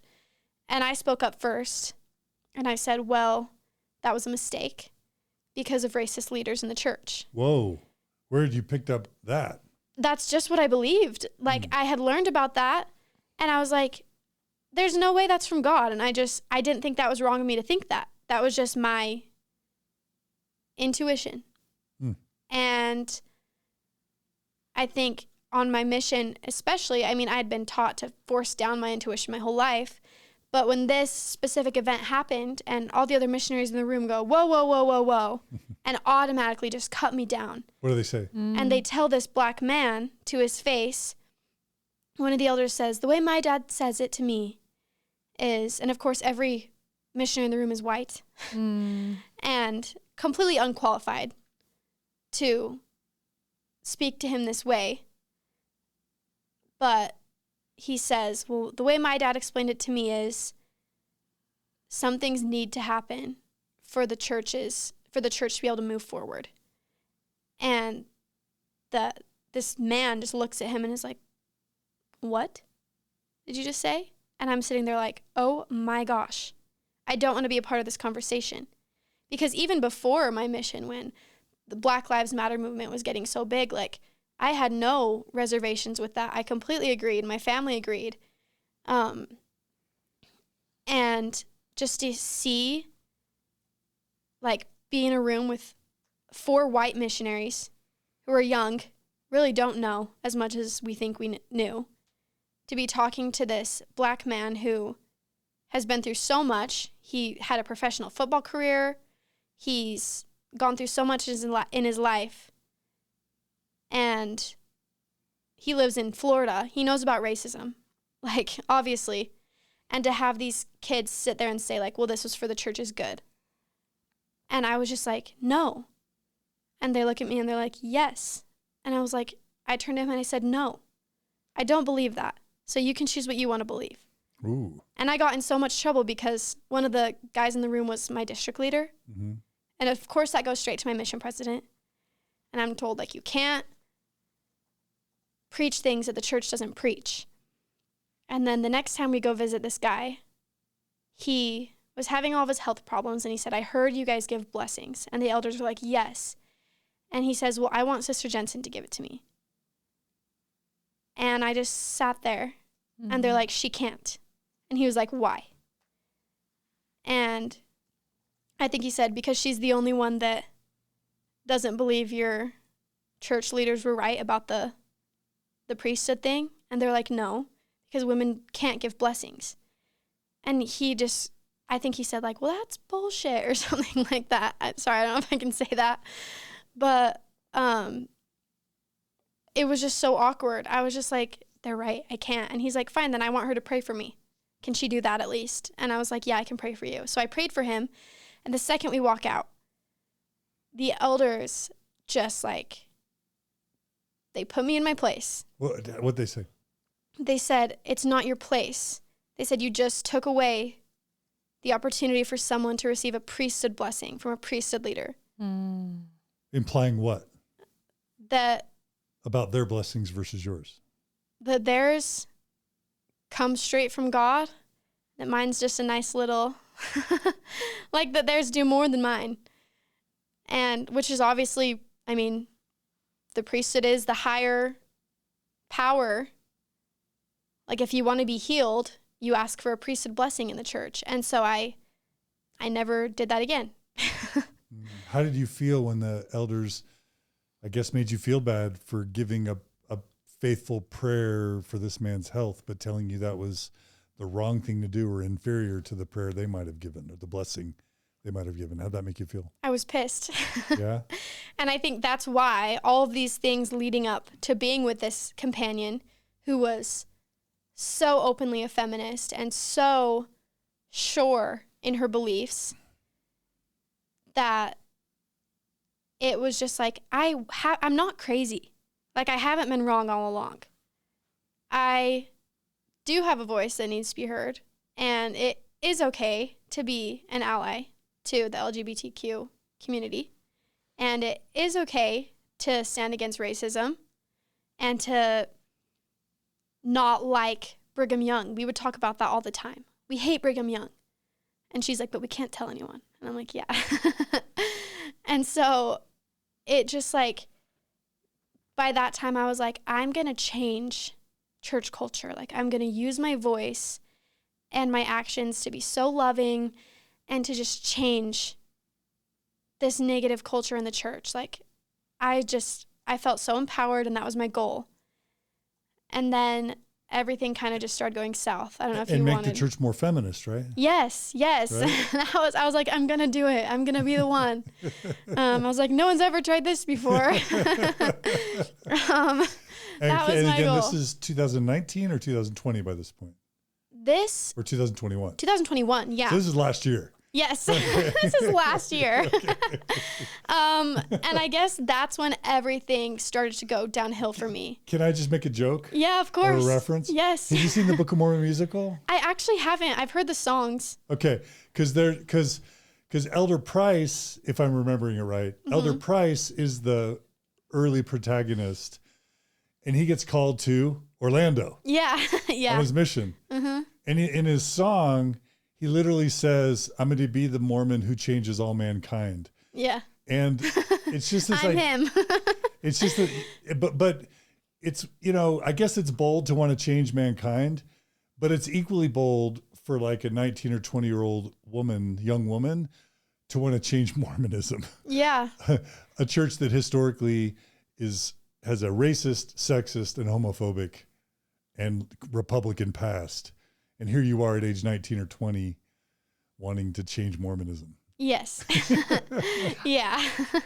I have a quick question about that moment that you are in this situation with someone who's a non-member, and that non-member is viewing you in a way maybe that you have never been viewed before, which is on a level I want her to do it. Can she do it? I feel like she's spiritually in tuned, that I want it to come from her. In that moment, like, what did it feel to be viewed that way? I mean, I was shocked because that's never happened to me before, but I felt so honored because he was so amazing, so open-minded, and to let these kids into his home and not, like, I just can't imagine being in his position and still treating those boys, those elders, and all of us with kindness after being racist in his house, after he just fed us food. And, like, he was just such an amazing person. And him with his very serious health conditions, to be like, I think she can help me. Like, I like her energy. I like who she is. I was just like, really?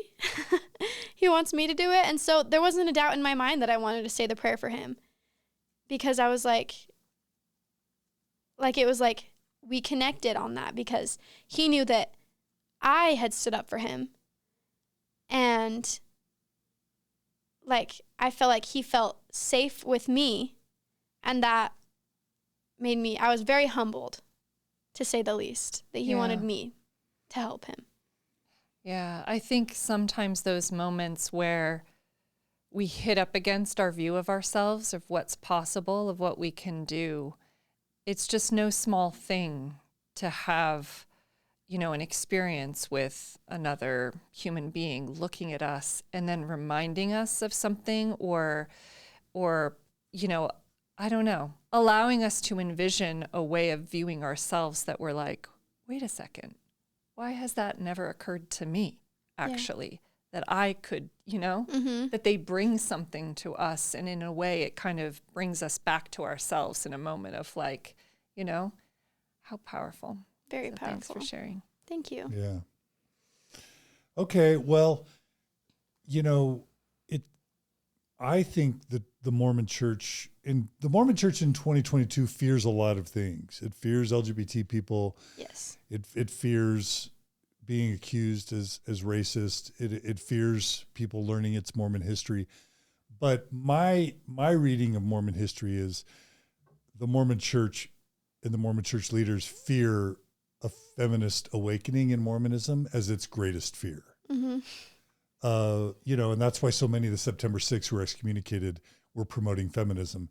And that's why when Margi and I were at BYU, so many professors were being fired for just talking about Mother in Heaven. And even in 2021, 2022, anyone who speaks publicly about Mother in Heaven, like Fiona Givens at the Maxwell Institute, her husband is like the leading Mormon apologist working for the Maxwell Institute. She's silenced and told to stop giving talks as soon as she starts talking about Mother in Heaven. Yeah. I think the Mormon Church leaders are terrified of a feminist awakening. So for you as a female, as a woman, young woman Mormon missionary, having a feminist awakening, speaking out, even contradicting other men, Mormon young men missionaries, kind of like speaking out and even contradicting priesthood leadership in your mission, that's not going to go well if you keep that up. It did not. It did not go well. And, that is when things started to definitely go downhill, because even when, we were best friends. We had so much fun, and we were constantly praised for just working so hard. Your companion. Yes. We were teaching so many people, seeing success. We were like the social media leaders. So we were putting out all this content and helping other people to put out content on social media. Okay, explain that. So when I was on a mission, the internet didn't exist. Yeah. But then even until a few years ago, I don't know that Mormon missionaries were even allowed to have internet access. Yeah. Let alone be active on social media. Mm-hmm. So talk to us, go back to the beginning of your mission. We're at COVID. Talk about the role of like devices and social media as a Mormon missionary in 2019, 2020, 2021. So at the beginning of my mission, it was mostly Facebook. What about it? It was very controlled. Like our phones still had restrictive, I don't know if you've heard of MOS 360. So you're allowed to, so this is important. So you're allowed to have a smartphone. Did the Yes. church issue the smartphone or did you bring it? So it's different with every mission, but I brought it on my mission. It had to be Samsung so that they could put the, I don't even know what it is, like the It's monitoring. Yeah, the monitor. What'd you call it? MOS 360. So the church tells you to bring a Samsung smartphone. Yeah. And has you install an app called MOS 360 that does what? Controls your phone. So they can see what you're doing on there. There's like rumors. Some people are like, yeah, your mission president can watch everything you do on your phone. And other people, I don't really know. But you can't go to any websites unless it's like a church website, like churchofjesuschrist.org. You can go to. That's the rule?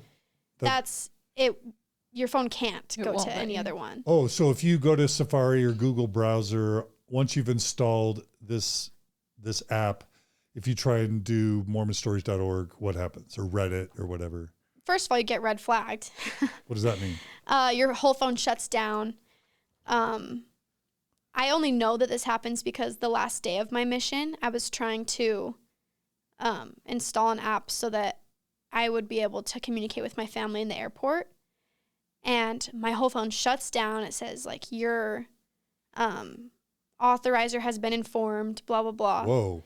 So I didn't even know that would happen the whole time. So if you try and install an app that you're not allowed to install, you're saying this MOS app shuts your phone down? Yes. So my whole phone restarted. I couldn't talk to my family when I was in the airport. I just had to find them. And I want to come back to that. But yeah. But right now we're just talking about the phone's limited functionality. And if you try and go to a website that's not approved, the app does what?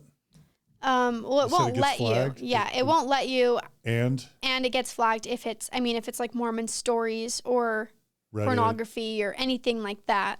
So your mission president and or the church headquarters would be notified that you tried to go to an unapproved website. I believe so, Okay. yes. That's what I was told. Okay. Yeah. Okay, so you have this phone, you install the app. You're told what you can't do, which is install any apps or go to any websites other than lds.org. Yeah. What about Facebook and Instagram? So we didn't have Instagram until later in my mission. Okay. But Facebook finding was always a part of it because of COVID. You can't go out in the streets as much and talk to people. So we would message people on Facebook Messenger.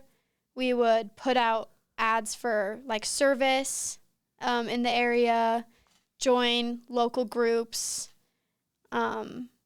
stuff like that.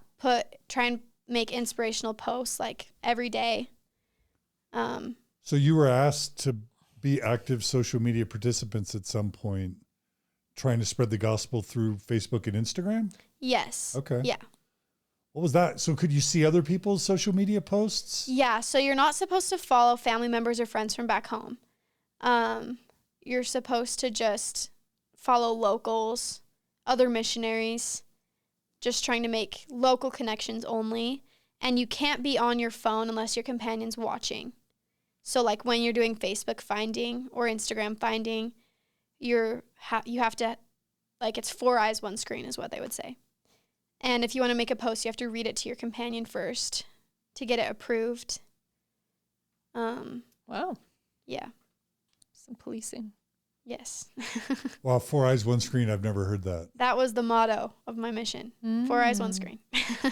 What if someone DMs you either on Facebook or Instagram, someone from home or whatever? So on Instagram, like, I mean, my mom, I think a few times would be like, love this, because she followed me. I just didn't follow her back. Mm-hmm. And then I just like wouldn't respond. Mm-hmm. And we would use Facebook Messenger like on P days to talk to family. But if someone from home DMs you or messages you not on a P day, then you're not supposed to respond unless it's like a missionary opportunity. Okay. So if a friend from back home is like, I want to join your church, then you can respond. But that never happened. Okay, so you're using Facebook and Instagram to spread the gospel and to try and find people locally. So how would you find people locally to potentially teach through Facebook and Instagram? Yeah, we would use hashtags. Like when I lived in Palm Bay is when we really got more into it. So we'd look up like hashtag Palm Bay influencer, hashtag Palm Bay small business. We'd look under the location, like different locations in Palm Bay. We would go to local like Christian pages and then go to all their followers and message every single follower.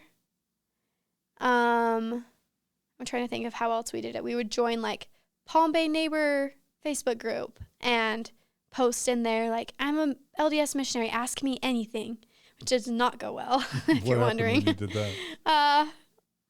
Some people were nice. It got like 600 comments of just like, explain this, explain this, explain this. And I'm like, I can't. Like, what were they asking you to explain? It's usually like local pastors saying like, well, why does it say in the Bible that no one will ever see the face of God? And then Joseph Smith saw the face of God. Or why does the Book of Mormon have this contradicting thing? Why does Alma have so much of Isaiah in it? Like stuff like that. Or Second Nephi. Yeah. Yes. Right, yeah. Okay. So you started getting introduced to doubts about the church through proselyting. Yes, all the time. Were you annoying people? Yes. I guarantee we were annoying people, which I feel bad about it, but also at the time it was like, we're saving them. Like, we're bringing them to the restored church. And we ended up teaching this girl, she lived in Ireland, and she was very feminist and having struggles with the church. And we're like, no, like, we're feminists, and we are doing great. Like, we are members and we go to church every Sunday and we're missionaries. We follow all the rules, but we're creating a change. Like, if you join the church, you can create a change too. Like, that was the mentality that we would give if we were faced with that, which it's a lot easier to be like, you can make a change, but then like you have that lesbian couple where it's like, yeah, they can make a change, but they'd get kicked out pretty fast if they're trying to like be married. Like, oh, we want to get married in the temple. Like, that's just not going to happen for them. Man, my mindset of my mission was obey, exact obedience, follow the brethren, and obey whatever the brethren say because they speak with God. I can't imagine being a missionary thinking, well, this church is good, but it's messed up in a ton of ways. Yeah. And I disagree with the church in a ton of ways. And I'm going to be the one that helps make the church better. Like, I can't imagine being a missionary under that mindset. I honestly can't either. Like, sometimes I think back and I'm like, how did I do that? Yeah, because I think individuation, this idea of individuation within the church at kind of any time, you know, it requires a lot of effort. It requires a lot of courage. It requires, just because of culturally how it works and what happens when you do that. But for you to do it on your mission, for you of all places where, you know, there's just a whole system upon the system upon the system. Yes. And for you on some level to choose that, not to choose, but to have that time be these moments of just standing up and speaking and expressing yourself and finding voice. Yeah. And kind of honoring this emerging, you know, this emerging you, you know, during this time. It's really something. Yeah. Thank you. Okay. So you're getting bombarded with questions and doubts about the church. You're proselyting progressive Mormonism as kind of a woke, liberal, feminist, progressive Mormon missionary. Anything else you want to say about, I mean, just generically about the use of social media? Because this is a whole new category. I know, there's a lot to say. So were you proselyting, knocking doors? We could only knock the doors of people who had been previously contacted by missionaries. So we couldn't, like, if someone approached us on the streets, we could offer our message. But because of COVID, we couldn't just go up to someone or knock on their door, just because you never know if someone doesn't want to be approached. Especially once masks weren't required outside anymore in Orlando. So yeah, like 80 to 90% of my mission was knocking doors. And so I can't imagine a mission where you're not doing that all the time. No. What was it like? What were you doing in all your spare time? The most active and busy time of my mission was with this companion. And we'd make appointments through social media. That's how we found a lot of people. Or there's an app missionaries use called Area Book, where you can see every member in the area, every person that's ever been taught, people that aren't interested, people that you are teaching. It has all their information, all their past lessons, every interaction they've had with missionaries is written down. That's quite a record. Address, phone numbers, everything. So they'd call it gray dot finding, because every gray dot in your area book on the map is someone who's not being taught, that's been contacted by missionaries before. And so we just go through, there's hundreds of them, and we would just text them, call them. They started doing this thing where you'd put in the area code of Palm Bay, which I think was, I don't remember what it was, but you'd put in the area code in your phone, and then you'd type like 111, 1111, and then 111, 1112, and call every number in the Palm Bay area code, trying to find people to teach, like telemarketers. Yeah. So we definitely found ways to fill our time. Service projects, meeting with members, asking them to invite their friends. It was still very busy, just less knocking. Okay, so you felt busy. Were you frustrated? Were you happy? Were you enjoying it? Were you going stir crazy? Were you bored?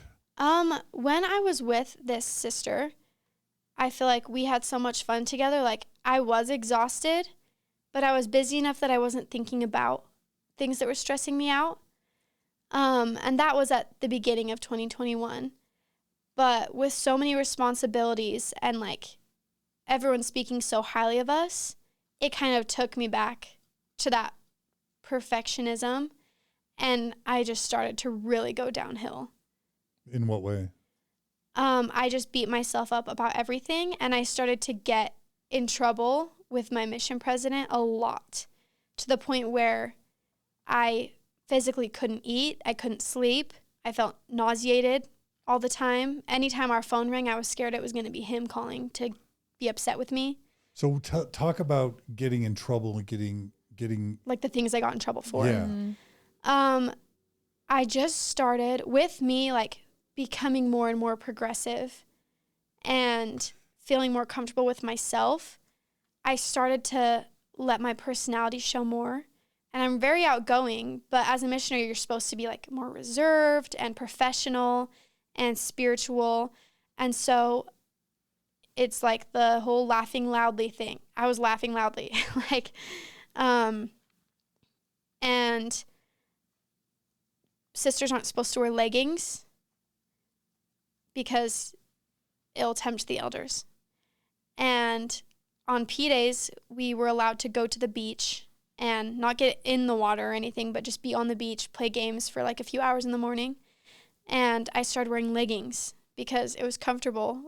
And I got in trouble for that. My zone leader kind of got mad at me. And what got me in trouble was I made a comment that was like, well, how do you know I'm not staring at all the elders' butts? And that did not go well. They're like, that is so inappropriate. And I'm like, but it's true. What if I am? Like, them wearing their tight church pants is the same as me wearing leggings. But obviously that didn't go over well. And if I stood too close to an elder in a picture, or I would get accused of flirting all the time. And I'm like, I'm literally just being nice. But I got in trouble for it. And I think one of the bigger ones was we were on the boardwalk. We'd go to all the cute little surf shops and walk around town together as a district. And we walked in, and there's cute swimsuits everywhere, and I'm dying because I'm in Florida, and I can't wear a swimsuit. And me and all the sisters are just, like, looking at all the cute swimsuits, and they're like, you should just go try one on. Like, don't come out in it, obviously, but just go try it on. And so I go in, I try on the bikini, and I took a cute little selfie to show my companion, and then I deleted the picture. But one sister was very uncomfortable because of that. She didn't see me in the bikini, just the fact that I tried it on, and she knew that it happened. She called my mission president, and he was very upset. He said to me, like, this is a very big sin to some people. Like, what would your mother think? And I said, my mother also wears bikinis.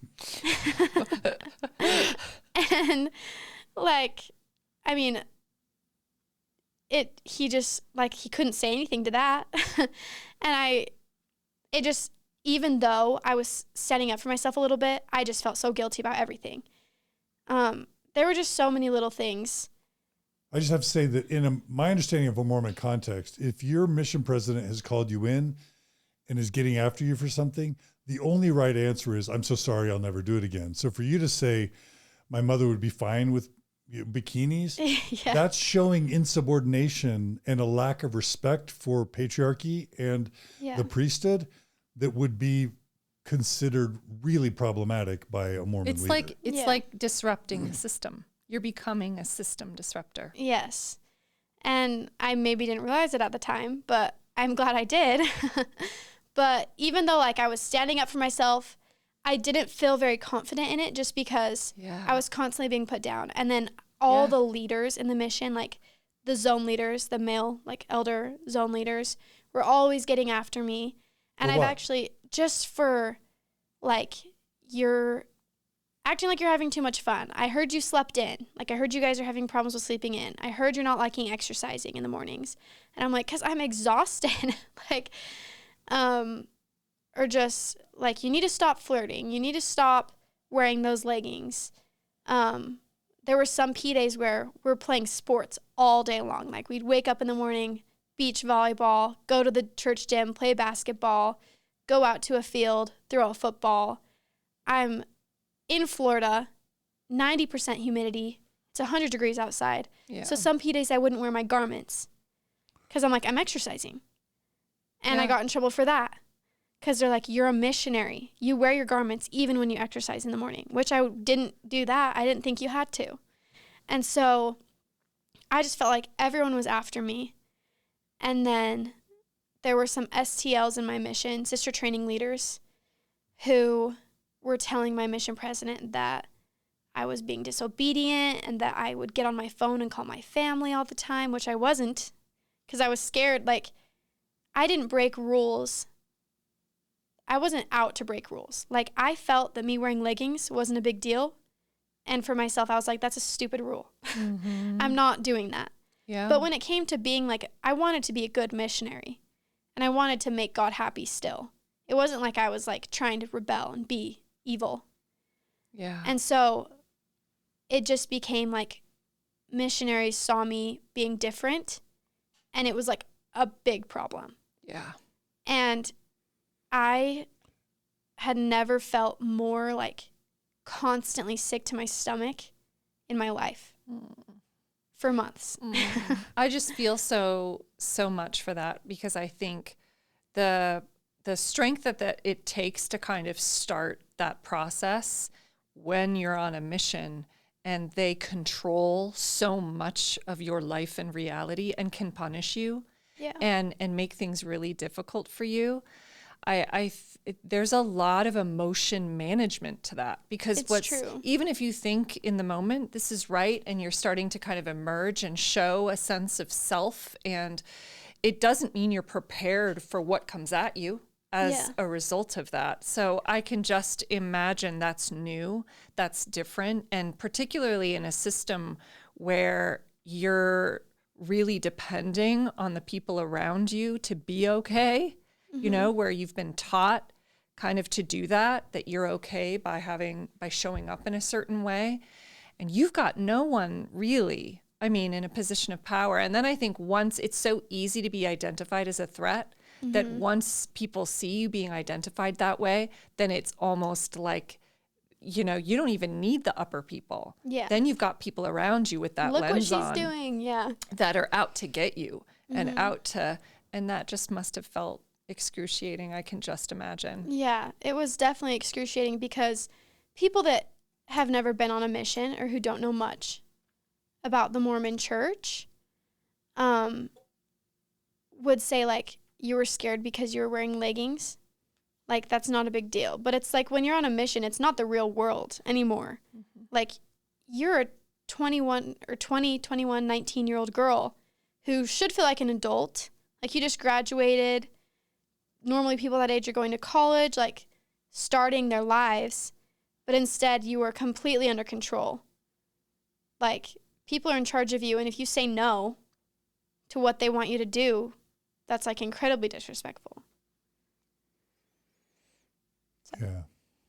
Yeah, like, I think about, just like speaking out against the church is terrifying, but what you did is also terrifying. Trying to be independent, come into your own, learn to listen, not only listen to your own voice, which is not encouraged as a Mormon or as a missionary. Not at all. But then to stand up for your own power and take on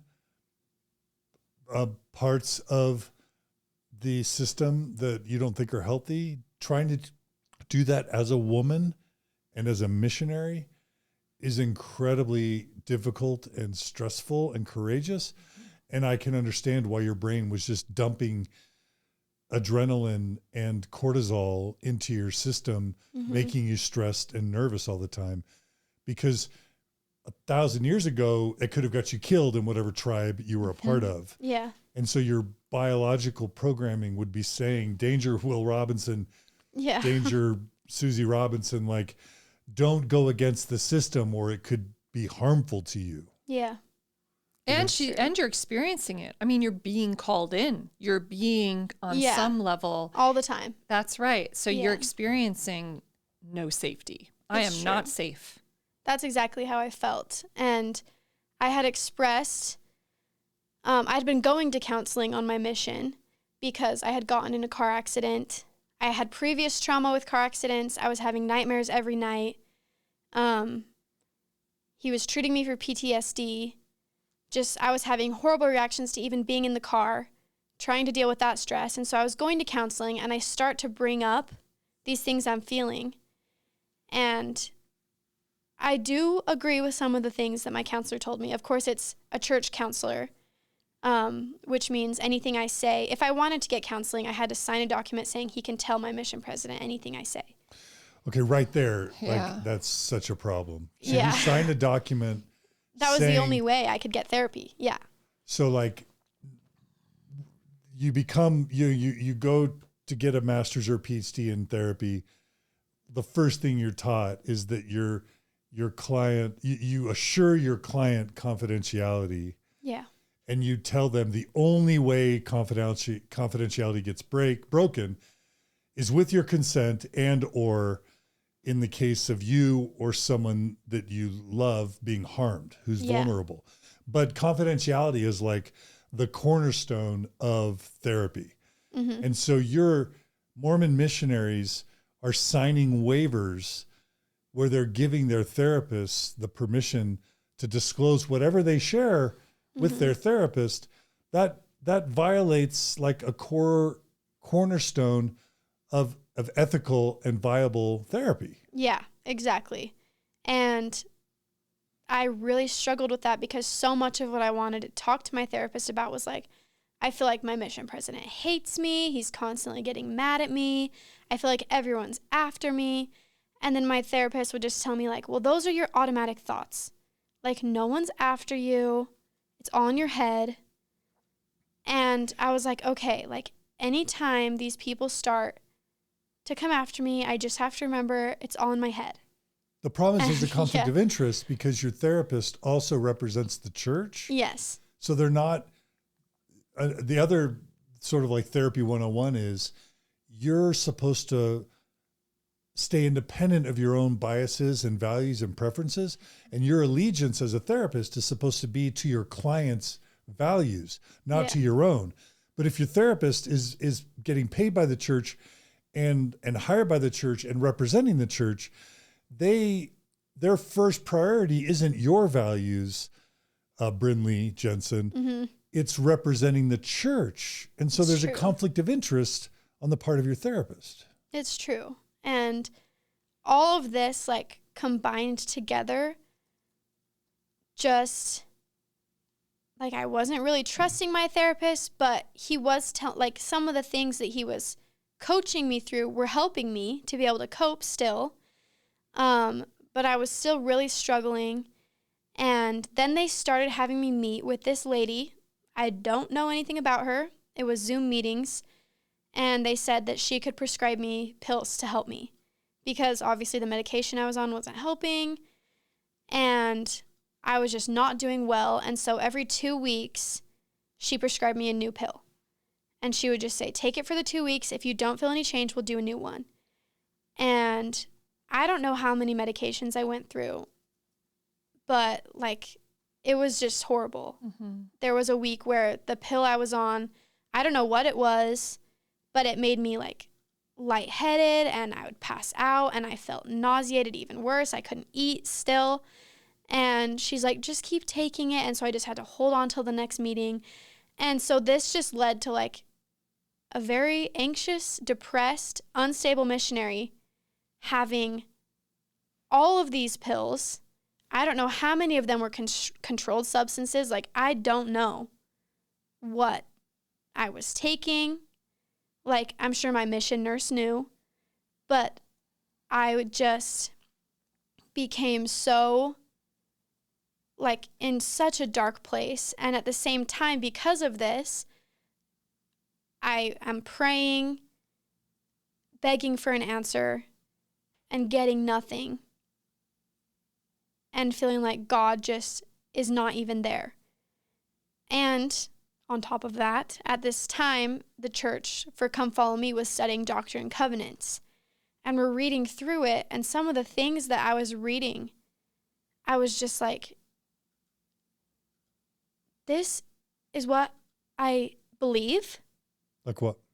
Just like Joseph Smith forcing people to marry him. I forget what section, 182? D&C 132. 132. We've covered it a lot on Mormon Yes. Stories. Yeah. And what did you read in D&C 132? just how he was damning people if they wouldn't marry him. Yeah, And specifically Emma. He tells Yeah. his wife, Emma, after he'd already married 22 people without her consent, Yeah.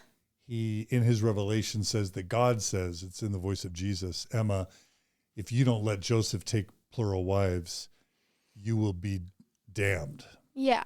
Yeah. And you're reading that thinking what? Thinking, well, just through all of Doctrine and Covenants, there's so much damning. Like, you're damned if you do this. You're damned if you do this. And I'm like, I feel like this doesn't sound like anything I've read in the Book of Mormon at all. And I'm like, how did I not see this? And I was like, you know what? I'm just going to be a member of the church who doesn't believe in the Doctrine and Covenants. Because I was like, I really did. I was like, I hate the Doctrine and Covenants. And as we're reading through it and studying along with Come Follow Me, they skip over all of the parts that like are a little questionable or a lot questionable.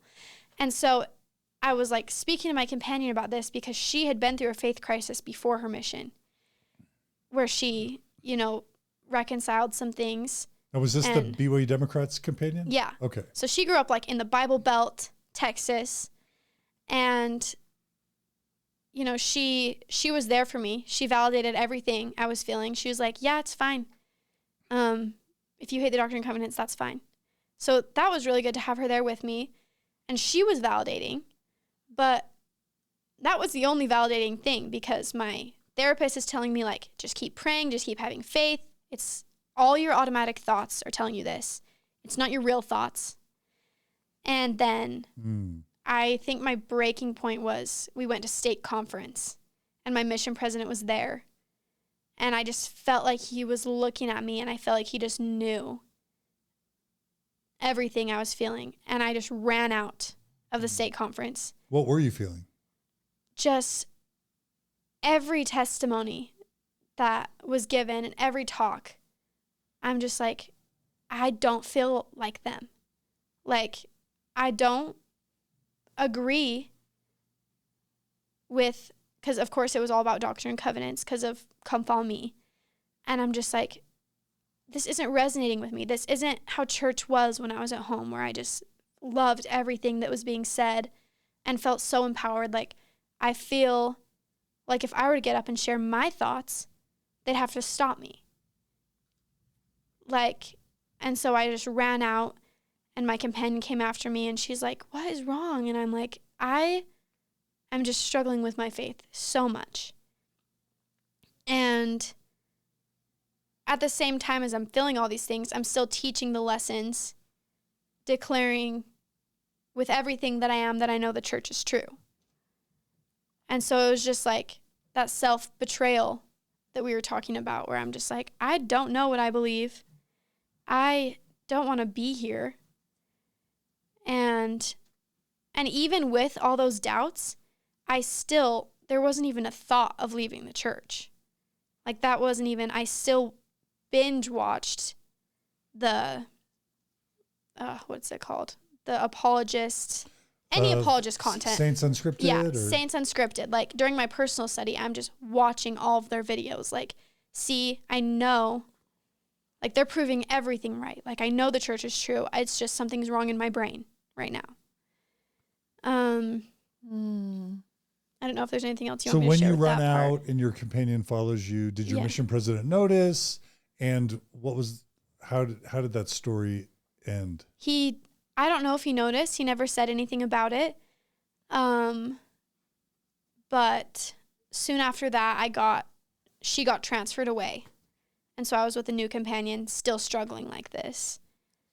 So you lost your kind of progressive Yes, companion. I lost my lifeline. She was your lifeline because She validated culturally me. progressive. Yes. Yeah, she let me know that like it was okay to feel that way that it didn't mean I was evil. It didn't mean God loved me any less. That kind of, she was speaking to me that way, which was really helpful. And do you think they took her away from you because they wanted to put you with a different type of person? Or do you just, I don't know. Time? I've never thought of it. She had been there for a long time, so it could be anything. Yeah. Okay. But to you, you lost your lifeline. Yes. Yes, I did. And how many months into your mission was this? She left right before my birthday in May. So I was going to hit a year that July. Okay. So you were with her 6 months. Yeah, just about 6 months. And so by the time she leaves, now you're a year into your mission, which is 2/3 of the way through your mission. Yeah. Okay. So I had a little bit left. All right. So yeah. 2/3 into your mission now, you lose your lifeline. What happens next?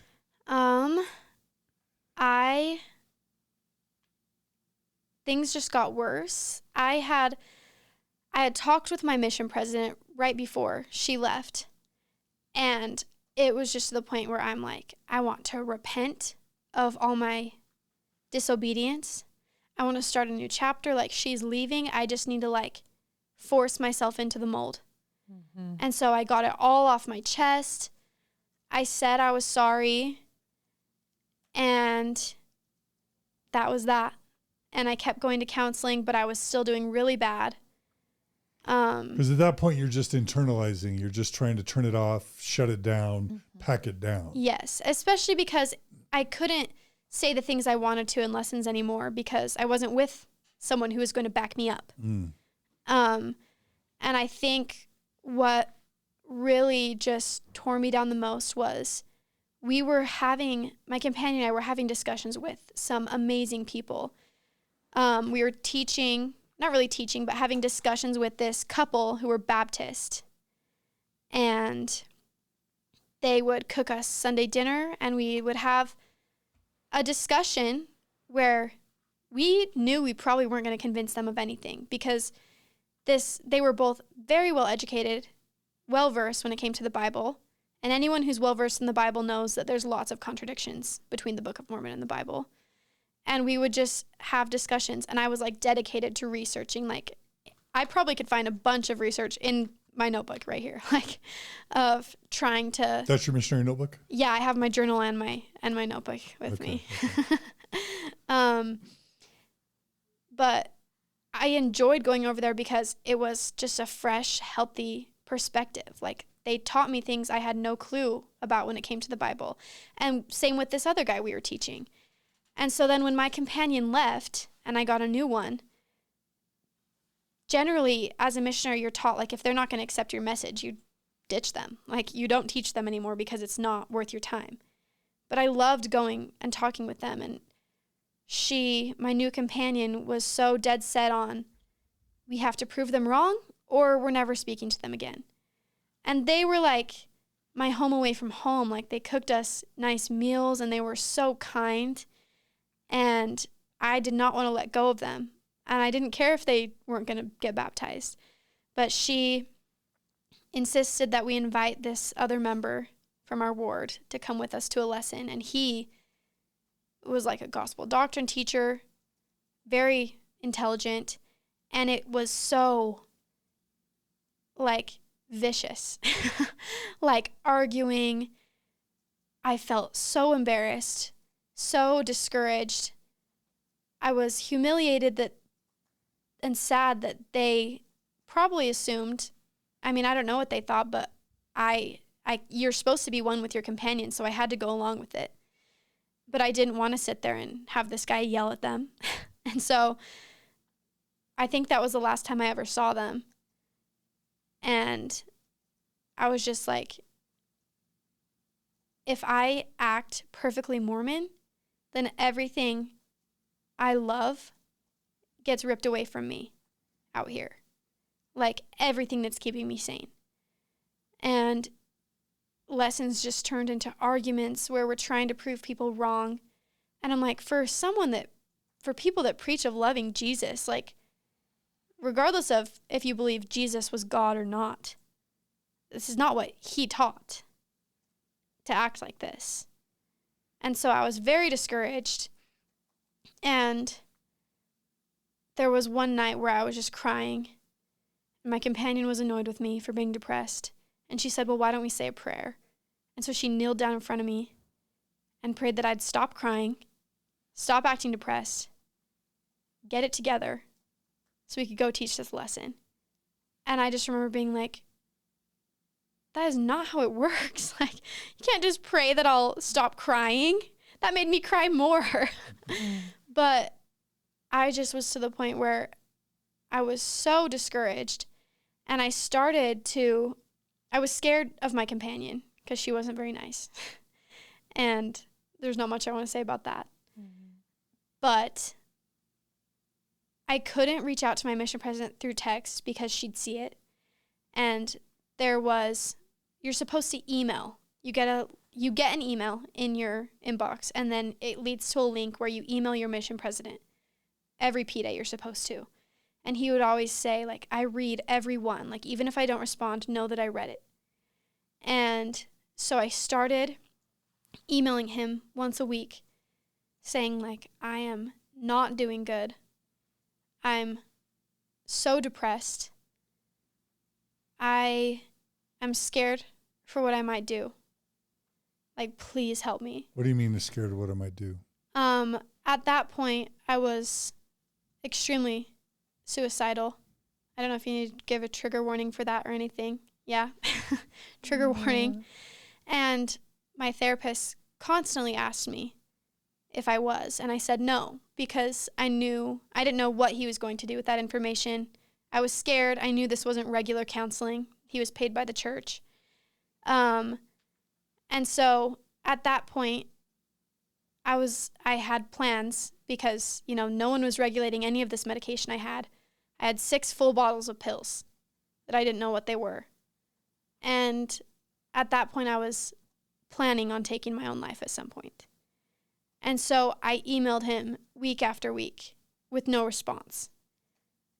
And I remember thinking, you would call me like weekly, if not well more than that, when you were upset with me and needed to control me and keep me,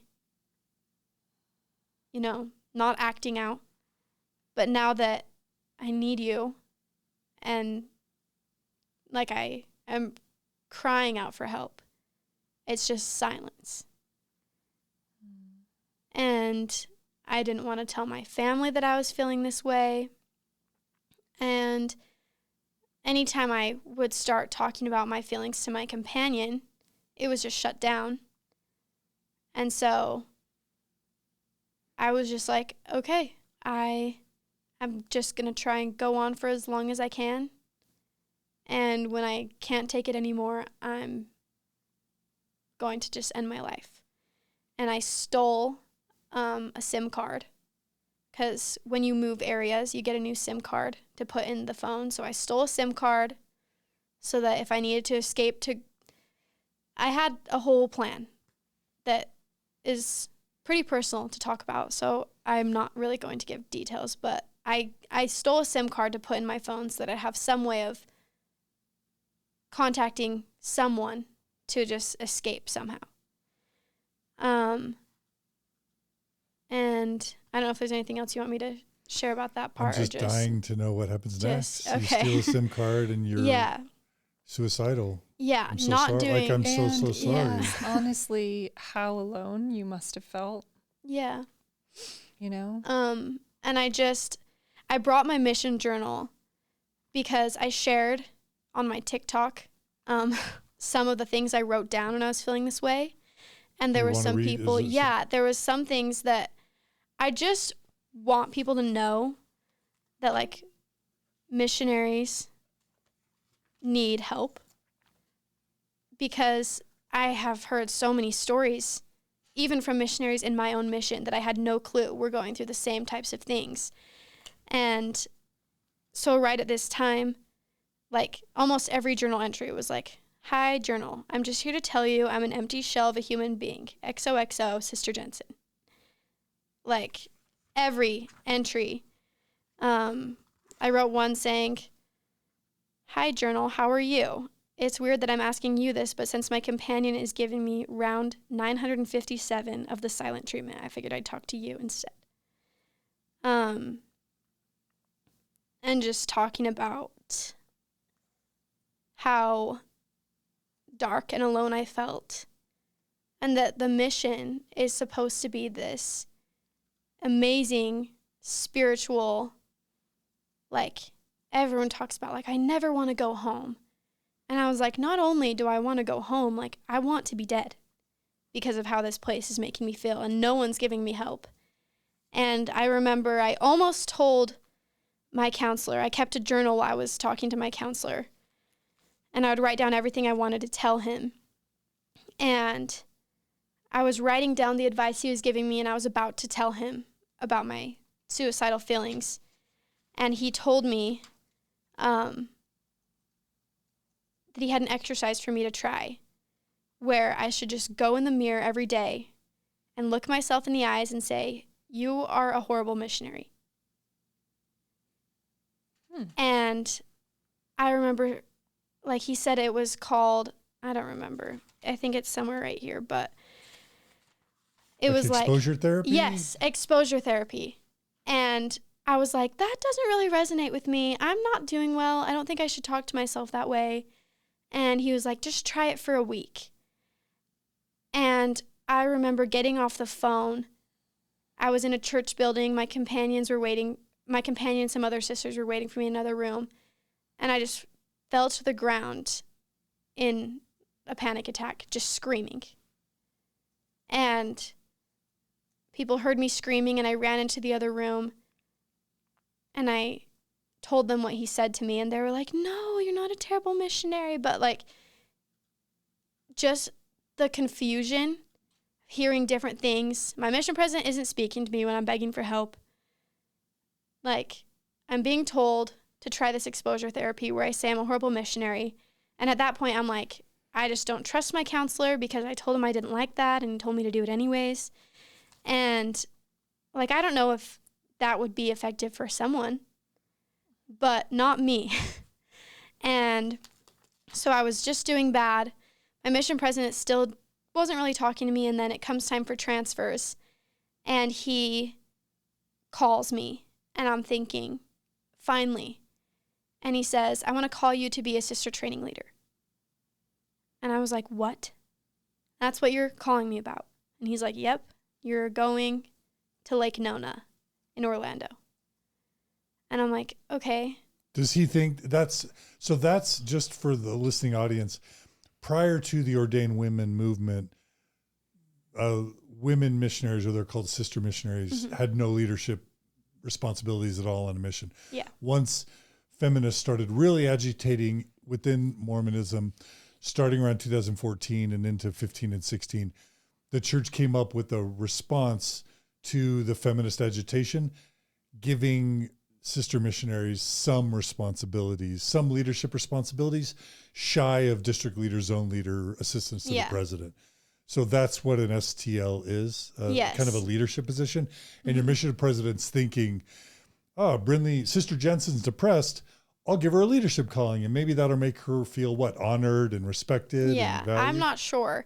And I just remember thinking, like, I am the one that, like, all the STLs hated. Because when I was speaking out and being myself, they came after me. And so I was like, why would he think I want to be an STL? Like, I don't want to work with these girls that are so mean. And not saying that every STL ever is mean, but that's how I felt. And so I meet my new companion. She is amazing. She was so sweet. And I was just like, okay, I'm just going to pretend I'm, like, the happiest, spunkiest girl, and maybe it'll, like, trick my brain. And so she's like, are you ready to, like, make goals and get so many baptisms? And I'm like, yes, let's work so hard. And every night I would just cry And during personal study, I would just cry. Like anytime I could get to myself, I'm just like dying inside. And it was our second day together. And we're sitting there having personal study. And I just, like, my gut was just telling me, like, just be honest with this girl. And I felt like she had some suspicions because when I was unpacking, I think she saw me moving a billion pill bottles, which no one, like, I'm sure some people have that many pill bottles, but a sister missionary, I don't know. And so I'm obviously paranoid that she's going to find out, take them away. But I just kept having this feeling that was just like, trust yourself. Like, don't think about your mission president. Don't think about the fact that you have to be a leader right now. Like, maybe you should just talk to this girl. And so we get done doing personal study, and she looks at me, and she's like, what's wrong? And I was like, I feel like I should tell you something. And I just told her everything. I told her about my plan. I told her how I stole a SIM card. And what does stealing a SIM card mean? Anytime a SIM card's no longer in use in an area, it's supposed to be returned to the mission president. And I stole it. Why are you returning SIM cards to the mission president? What does that do? I'm not really sure if it's just a control thing or like you're not supposed to have a SIM card unless your phone is like the dedicated area phone that you use to contact people. So if you have a SIM card in your phone, like you can get in a lot of trouble because that's giving you access outside, like overriding Moss. To the bigger world, right? Being able to text. Moss can't stop you from texting. As soon as you switch your SIM card, so you're using your mission phone without a SIM card? Yeah, so you just use hotspots. Whoever has using Wi-Fi. Yeah. So Mormon missionaries only use Wi-Fi, and that's the only way Moss works. If they use a SIM card, then they can work outside of the control app that controls missionary, that monitors and controls missionary behavior? No, so like in every companionship, both of you have a phone, and whoever is the senior companion, so whoever's put in charge over the area, has the SIM card in their phone. So every area has a dedicated SIM card, but it's only to be used for texting members, all of that. So it not necessarily overrides Moss, but when you have the phone without a SIM card, you can't, it's not like you can message people or like get on the internet. I mean, people find ways to get around Moss. And so that was my plan, to find some way to escape or something. I had all these different plans in my head. And so an area had been closing when I was in Palm Bay. And it was my companion's job to take it back to the mission president. But I took it from her. And it was just the lost SIM card that I had. It almost sounds like somebody, I'm not calling the church this, but it sounds like somebody who's kind of trapped in a cult, trying to find a way to break away. Yeah, definitely. Because truly, any missionary could walk out their door, walk to a bus station. Like, it isn't as hard as you would think to just go home. Like, they're not legally in charge of you, I don't think. But something about the control of being there is like you are completely trapped. Even though it should be common sense that you can walk out the door, you have no obligation, no legal obligation to be there. It's like that's not even a thought in your mind. It's like you have to come up with some type of escape plan. And sadly enough, mine was death. And so when I told this new companion this, the first thing she did was she hugged me and she was like, we need to talk to someone. We need to tell the mission president. And I'm like, he's not going to do anything, is my first thought. And then she asked me if she could flush all the pills. And I said yes, which was really hard. And she called the mission president's wife and said, we need to come to the mission home. And she was like, we have lots of meetings today. Sorry. And my companion was like, no, like, cancel your meetings right now. And she drove me there. And I sat there with my companion, and I sat next to my mission president's wife, and my mission president was just across the room from me, and I just told them everything.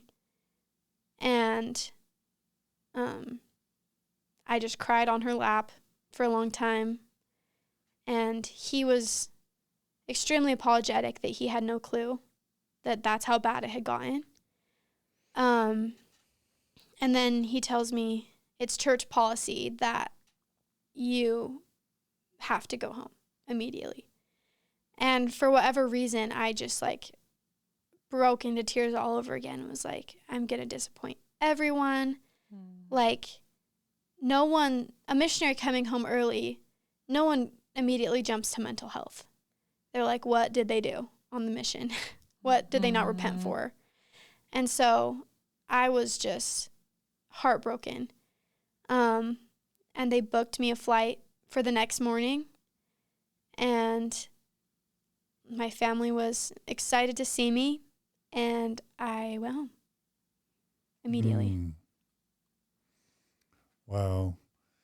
Yeah, it's just really clear you felt trapped. You felt imprisoned, and you felt like there was no escape, that the church had such control on you that you would be disappointing your family, your mission president, God, yourself.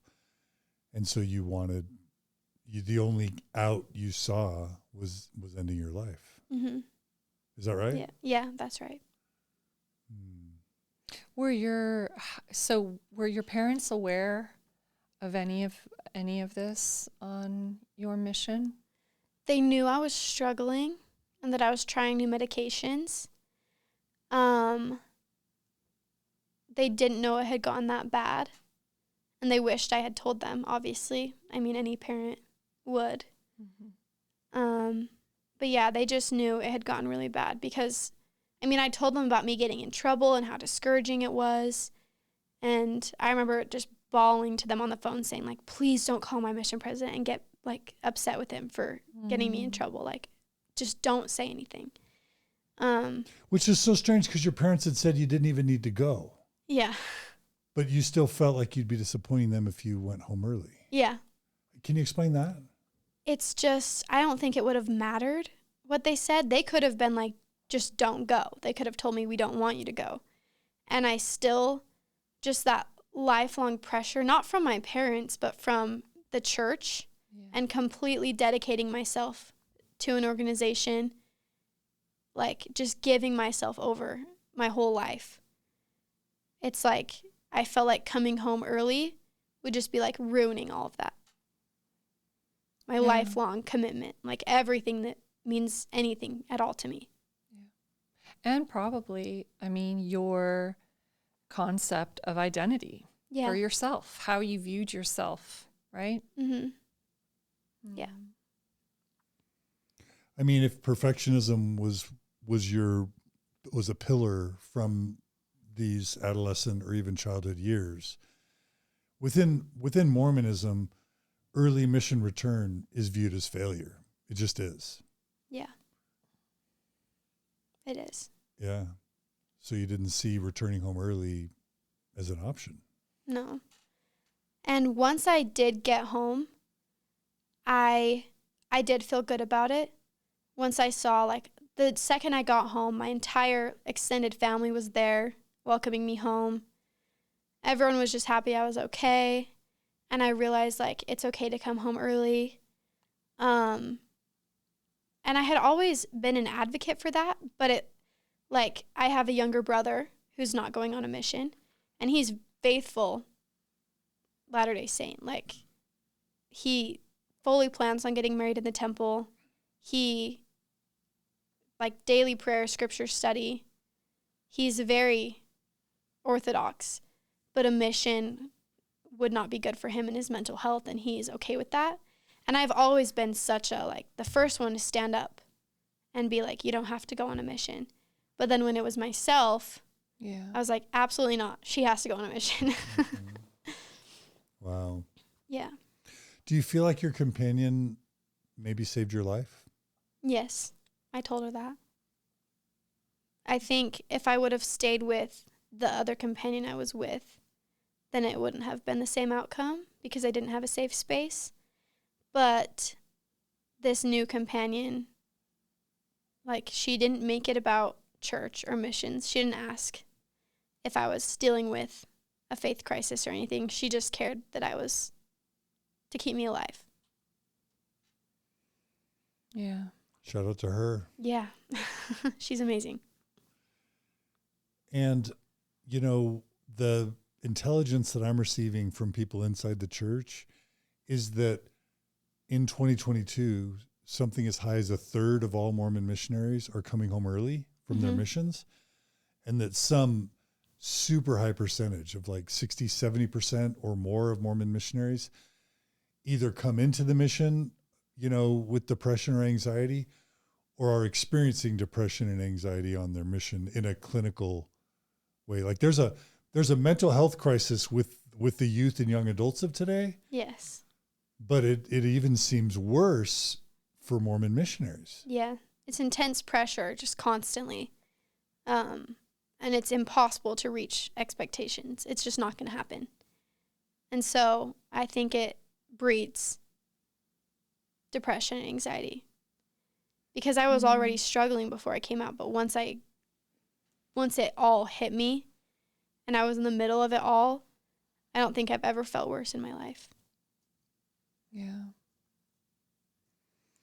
Yeah, and there's so many areas, you know, as someone who was trained as a psychologist, I'm seeing so many red flags from your mission president caring more about the mission than your well-being, the control, the coercion, the fact that the church is recommending a therapist to you, there's a conflict of interest there, the fact that you're signing away confidentiality is a huge problem with a therapist that has a conflict of interest. That's a huge problem. And the church controls everything about it. And then your mission president's unresponsive when he's supposed to be reading those emails. He's neglecting you. And then you've got some sort of psychiatrist or nurse practitioner that's prescribing you meds in a way that's totally irresponsible. Like, it's just a disaster. The church's approach to mental health on missions, what I'm hearing from you, it sounds like a disaster as someone who is trained with a PhD in psychology. Yeah. And I used to think like maybe it was just my mission, but ever since like speaking up about it on social media, I couldn't even count how many returned missionaries from all over the world that have had the exact same experience with medication, with counselors, with companions, with mission presidents. And I try not to place a lot of blame on my mission president because before he was a mission president, his job had nothing to do with mental health or anything related to that at all. And so it's just that they're calling someone who has no experience in helping hundreds of new adults to just be in charge of them for 1.5 to 2 years of their life with no clue how to help them other than I'm going to pray about it and God's going to tell me what to do. But if he was praying about it and God was telling him what to do, then I shouldn't have ended up the way I did on my mission. Yeah. Same with countless other missionaries all over the world. Yeah. Yeah. Yeah, and I agree with you. I have missionaries emailing me, DMing me from Facebook every week. Wow. Me. From John their Dehlin. missions. Yeah. Wow. Oh, yeah. They're saying, help me, John. I don't believe anymore, or I'm trapped, or I don't know what to do. And I don't want to, one thing I'm not going to do is say, get out of there, go home. On Reddit, these missionaries are coming on Reddit. Somehow they're getting on Reddit Yeah, there's links you can follow. Yeah. Yeah. So they're going on Reddit and they're saying, help me, I'm trapped on my mission. They're reaching out to Mormon Voldemort, literally to John DeLynn, who's been excommunicated, podcaster, saying, John, help me. And I see, some folks on ex-Mormon Reddit going, get out of there, go home. And I'm like, I'm not going to do that. I'm not going to, I'm not going to tell a missionary what they should or shouldn't do. I don't know what their situation is at home. I don't know what their mental health condition is. I don't know the circumstances.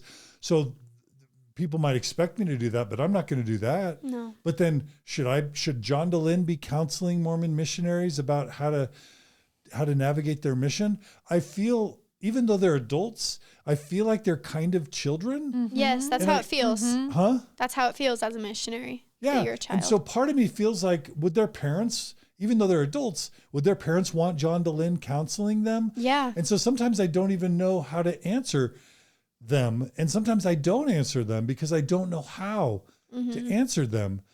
And I want to tell them to get a good therapist, but they're locked in a system where they're not allowed to get a good Yeah, they're not allowed. So this is the Mormon, but it's happening so often now that it feels like a mental health crisis within Mormon missions. And I don't think the church, either they aren't aware or they don't care or they don't know how to solve the problem. And I don't know which it is. I have no clue which it is. And that's why I've had several people that I served with in my mission reach out to me, in disappointment that I've gone down the path that I have. And I would just say to them that, like, I'm not trying to get you to leave the church or anything like that. Like, I know the church isn't going to stop sending missionaries out. They're not going to stop doing all the things they're doing, but they should at least figure out a way to help these missionaries to not drive them to the point of being suicidal, and to have options for therapists who aren't LDS, who can listen with an open heart, who can hear anything a missionary is saying and not try and change their mind or tell them it's all in their head. Because that's what happened to me, and that was not helpful for my mental health at all. Yeah. And that's what happens to so many missionaries. But it's just hard because the chances of the church hiring non-LDS therapists is slim to impossible. Yeah. Yeah. So this is something the church needs to fix. And they, if they're not going to fix it for the health and the well-being of the missionaries, they should probably fear some type of class action lawsuit. Yeah. Because I think it's reaching epidemic proportions by 2022. I think it's a really serious deal. I know, like, I've already, just this month, you're the third returned missionary that was suicidal on their mission. Yeah. You're the third in a month that I've interviewed who served a mission in the past few years or recently, Yeah. Yeah. Yeah. I'm so sorry that happened. I am too. Thank you. Yeah. I am too. Yeah.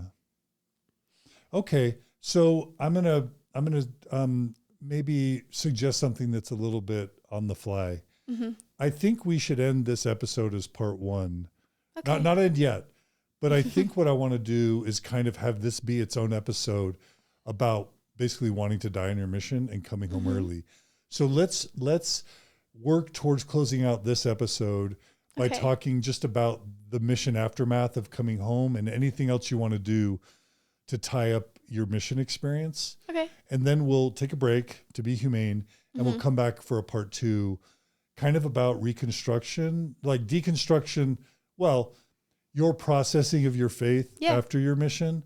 And then if there was deconstruction or reconstruction, which is Margi's favorite topic, we could talk about that as a part two. Yeah, that sounds great. Is that okay? Yes. But what else would you like to say about coming home early? And, there's going to be either missionaries watching this, because there are plenty of missionaries who watch Mormon stories. Yeah. Somehow they do it.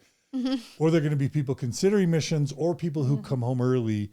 Any final experiences or encouragement or wisdom or advice you want to share about coming home early and the aftermath as a Mormon missionary? Yeah. I think that when I came home early, you have to give your homecoming talk, and I had to stand up in front of my entire ward, friends and family, and talk about why I came home early. And I didn't go into detail.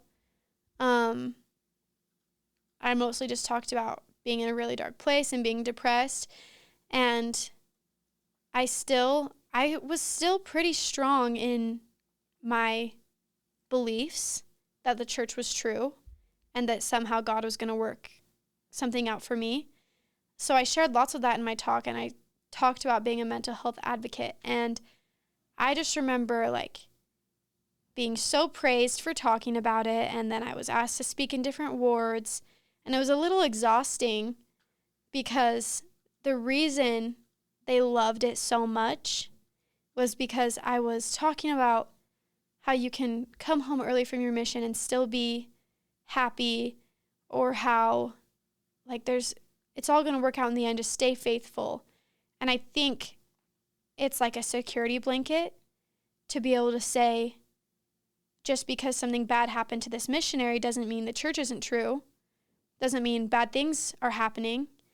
And so I would just say that it's okay to, I wish I would have let myself sit in my anger and work through those feelings instead of just being now it's time to put on the show for everyone. What a miracle that I'm home. When instead, I should have focused on healing immediately and not worried about a homecoming speech. Yes. And traveling around my stake, telling all these people. And there were people that reached out to me that said, thank you for speaking on mental health.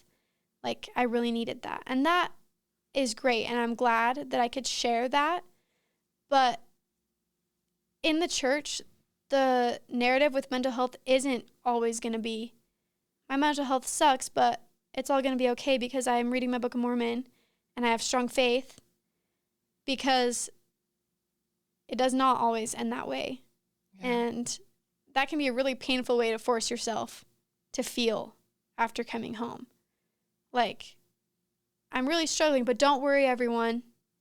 I'm still Mormon, so no one has anything to worry about. Because I think that's kind of what I was trying to put out there about myself when I got home. And it's what the community desperately wanted you to put out, because if everybody's like, oh my gosh, Brinley came home, why? Not only would it make them wonder if there was something wrong with the church, it would make them wonder if there was something wrong with you. And so there's this urge to reassure everyone that the church is still true and that you're still faithful. Mm-hmm. Exactly. And because I know that's what I would have wanted to hear as a teenager when I was obsessed with being perfect. It scared me when people around me left the church or even had questions in their faith. And so I think I just wanted to give people that safe feeling, she almost died, but she's still Mormon, so everything's going to be fine. I feel like we're so conditioned to do this too. Mm-hmm. This idea of we serve others, and we take care of others, and it's really this reinforced abandoning of ourselves and our needs, this where we don't see our needs as being valid or important to meet, or even aware that we have needs or how we might meet those needs, that there really is this conditioning that happens where it's all about others. How do I make you feel? What is needed here that, the community needs or this person needs? And in so doing, when we do that, we do abandon ourselves at our time of suffering oftentimes to kind of show up for other people. So as you were doing that, what was going on inside you?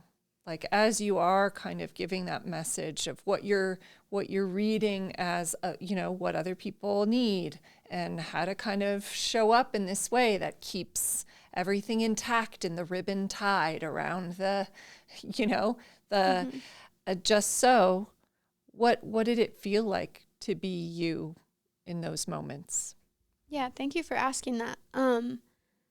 I thought I would come home and my mental health would just snap into place, but on the inside, nothing had changed.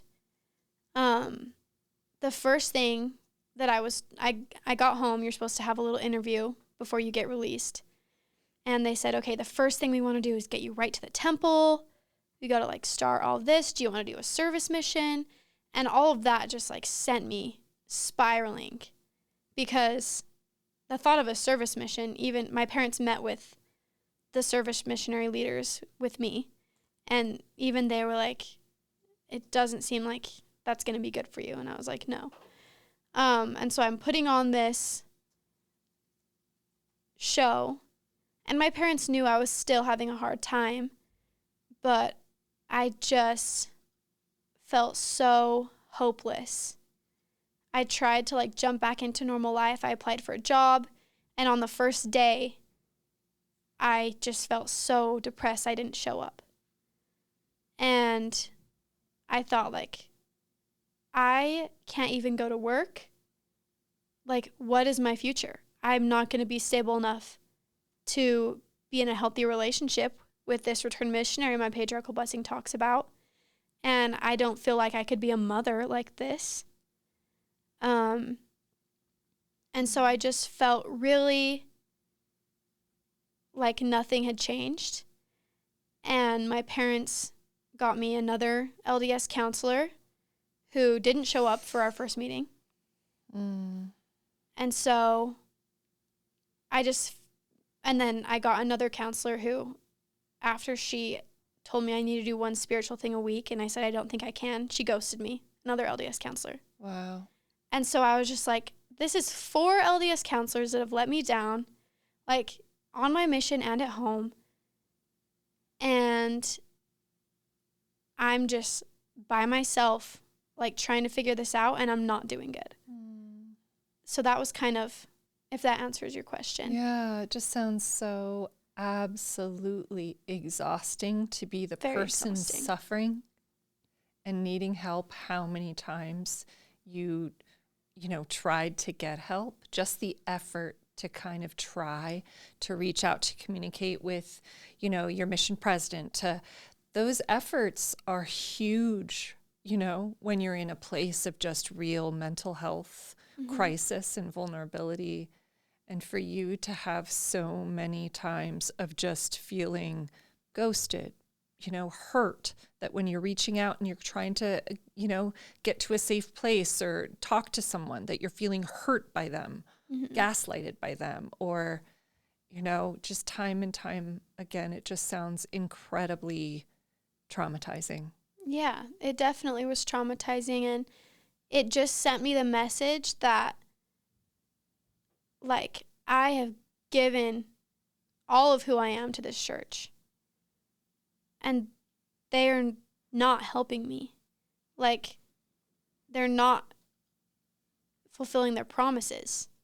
I was like, I did all the things. Like, I went through the temple. I was baptized. I went on a mission. I tried my hardest to the point of just insanity. And I felt like I just got nothing back. I was like, these counselors that you're paying aren't helping me. And even the counselors I was seeing were like, as long as you're okay that we tell your bishop everything you say. I'm like, well, that's my father. So no, I'm not okay with that. By this time, your dad has become your bishop. Yes. Yeah. So I just felt completely betrayed by the organization I gave my entire self to, my entire life. Yeah. Yeah. Felt betrayed. Yeah. That they weren't looking out for your best interests. Yeah. I'm so sorry. And people should know, those who aren't Mormon, not only does the church not pay you for your mission service, but you pay to be a missionary. It would be like being on a corporate sales force and paying to be a salesperson for a corporation. Yeah. So you were paying, you were giving 2 years, a year and a half of your life, and paying to then have the church, in effect, neglect and abuse you psychologically. Yes. Yeah. And then after you wanted to die and the church knew it, and you're home, them continuing to neglect and in some sense abuse you. Yes. Exactly. Yeah, that's disappointing. Okay, how do you want to, any final words you want to say for this episode for missionaries past, present, or future who are returning home early, or do you feel like you've kind of said it all? I guess just... I know. So these missionaries that reach out to me saying, John DeLynn, I'm on a mission, or John DeLynn, I'm thinking about a mission, but I don't believe, what do I do? Can you provide any experience or perspective for either missionaries that are trying to decide what to do, or for those who are considering whether or not to go? Yes. You don't have to give them advice because that's not our job, but what perspective do you want to share with them? I just wish when I was in that position, I would have trusted myself, because I was giving myself the signals for months that it was not safe there, that I was not happy, that it was not good for me. But because the church told me otherwise, I ignored everything that my instincts were telling me. I would go so far as to watch the video that Jeffrey Holland put out about why you should never go home from your mission, which is a very damaging video. Well, you would watch that when? Just on repeat all the time. While you were a missionary? Yes. That was available to you? Yes. How? Anything that, any like BYU speeches, any inspirational videos you have access to. Oh. And they actually make you watch that video in the MTC. That horrible video where Jeffrey Holland says, never leave your mission early, never come home early? Yeah. Oh, you watched that on repeat? Yeah. So, and I was told in the MTC, like, if you ever feel like going home, just remember this. And so I would watch it and watch it and watch it and be like, I am wrong. He's right. I need to stay out here. And so I think I try not to have regrets because everything's a learning experience. But any other missionary that is going through that, I would just hope they trust themselves before anything else. Because, like, everything inside of me was telling me to get out of there. But I just pushed it down, and it did horrible things to me. And so I would just hope that, like, trust in intuition, trust that you're not crazy, and that your feelings are valid simply because you have them. And it's okay to disagree with people who want you to stay out there. I mean, that's brilliant advice. Thank you. Very, very good advice. Very simple, but profound. And it gets to the themes, Margi, you're exploring, which is self-betrayal. And I will just say, I just released that video of Elder Holland, an audio recording of Elder Holland saying to missionaries on a mission that he doesn't know a more pitiable group on earth than Mormon missionaries who return home early. Yeah. And I am confident that video alone, that talk alone, has led to a number of deaths by suicide or suicide attempts. And I've had missionaries within sort of a 20-year window tell me that they have either listened to or seen that presentation. Yeah. But I always thought it was bootleg underground. And so it's shocking for me to hear that talk as a video was made available to you as part of the resources made available to missionaries struggling with their mental health. Yes. They made an apology video available. I don't know if you've seen his, not necessarily an apology, but being like, I didn't mean it like that. But he still kind of reaffirms his same message in that video. Because when I saw the follow-up video he put out, I was like, oh, maybe I can go home. And then by the end of the video, I was like, nope, still can't go home. So it's definitely available. Man, if anybody can help me find a video of that talk of Holland's or a video of Holland's apology doubling down, I will share that far and wide, because I feel like, I mean, talks like that jeopardize or in some cases end the lives of Mormon missionaries, I believe. Definitely. Yeah. One thing I really love about your reflection and response on some level is that, anytime, you have a system that punishes you for connecting to yourself or using your own voice, and rewards you for kind of falling in line into the system, whatever the system is kind of asking of you, it's a good indicator you're being used. Yeah. And so what I love about that connecting to yourself and trusting is, on a level, making it really clear that you won't use me anymore. Yeah. Unconsciously. Like, if I choose to give it, that's one thing. But the default setting will not be that I have a relationship where you exploit me and you use me. Definitely. Thank you. I would agree for sure. Yeah. All right. Well, Brinley Jensen, we just hit the 3-hour mark for this episode. Wow. And we still have kind of your faith processing / deconstruction or reconstruction to go. Yes. Do you have time for more today? Or Yes, I do. Margi, do you have time for more today? I do. Okay. Yeah. All right. So check this out, viewers and listeners. You get a bonus. We told you there'd be one part. You get a full 3-hour episode on the Mormon Church making a missionary want to die. I don't mean to be glib, but that's what today's episode. That's what part 1 was about.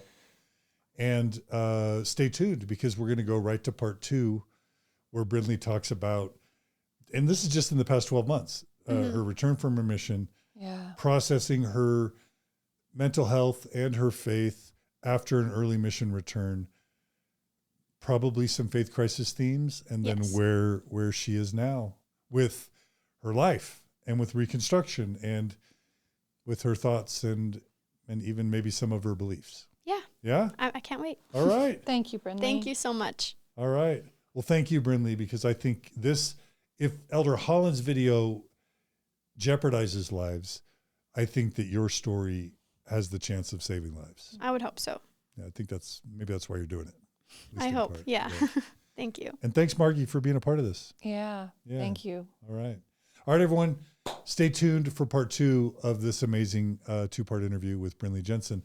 We appreciate all the support, and we'll see you on the flip side on Mormon Stories Podcast.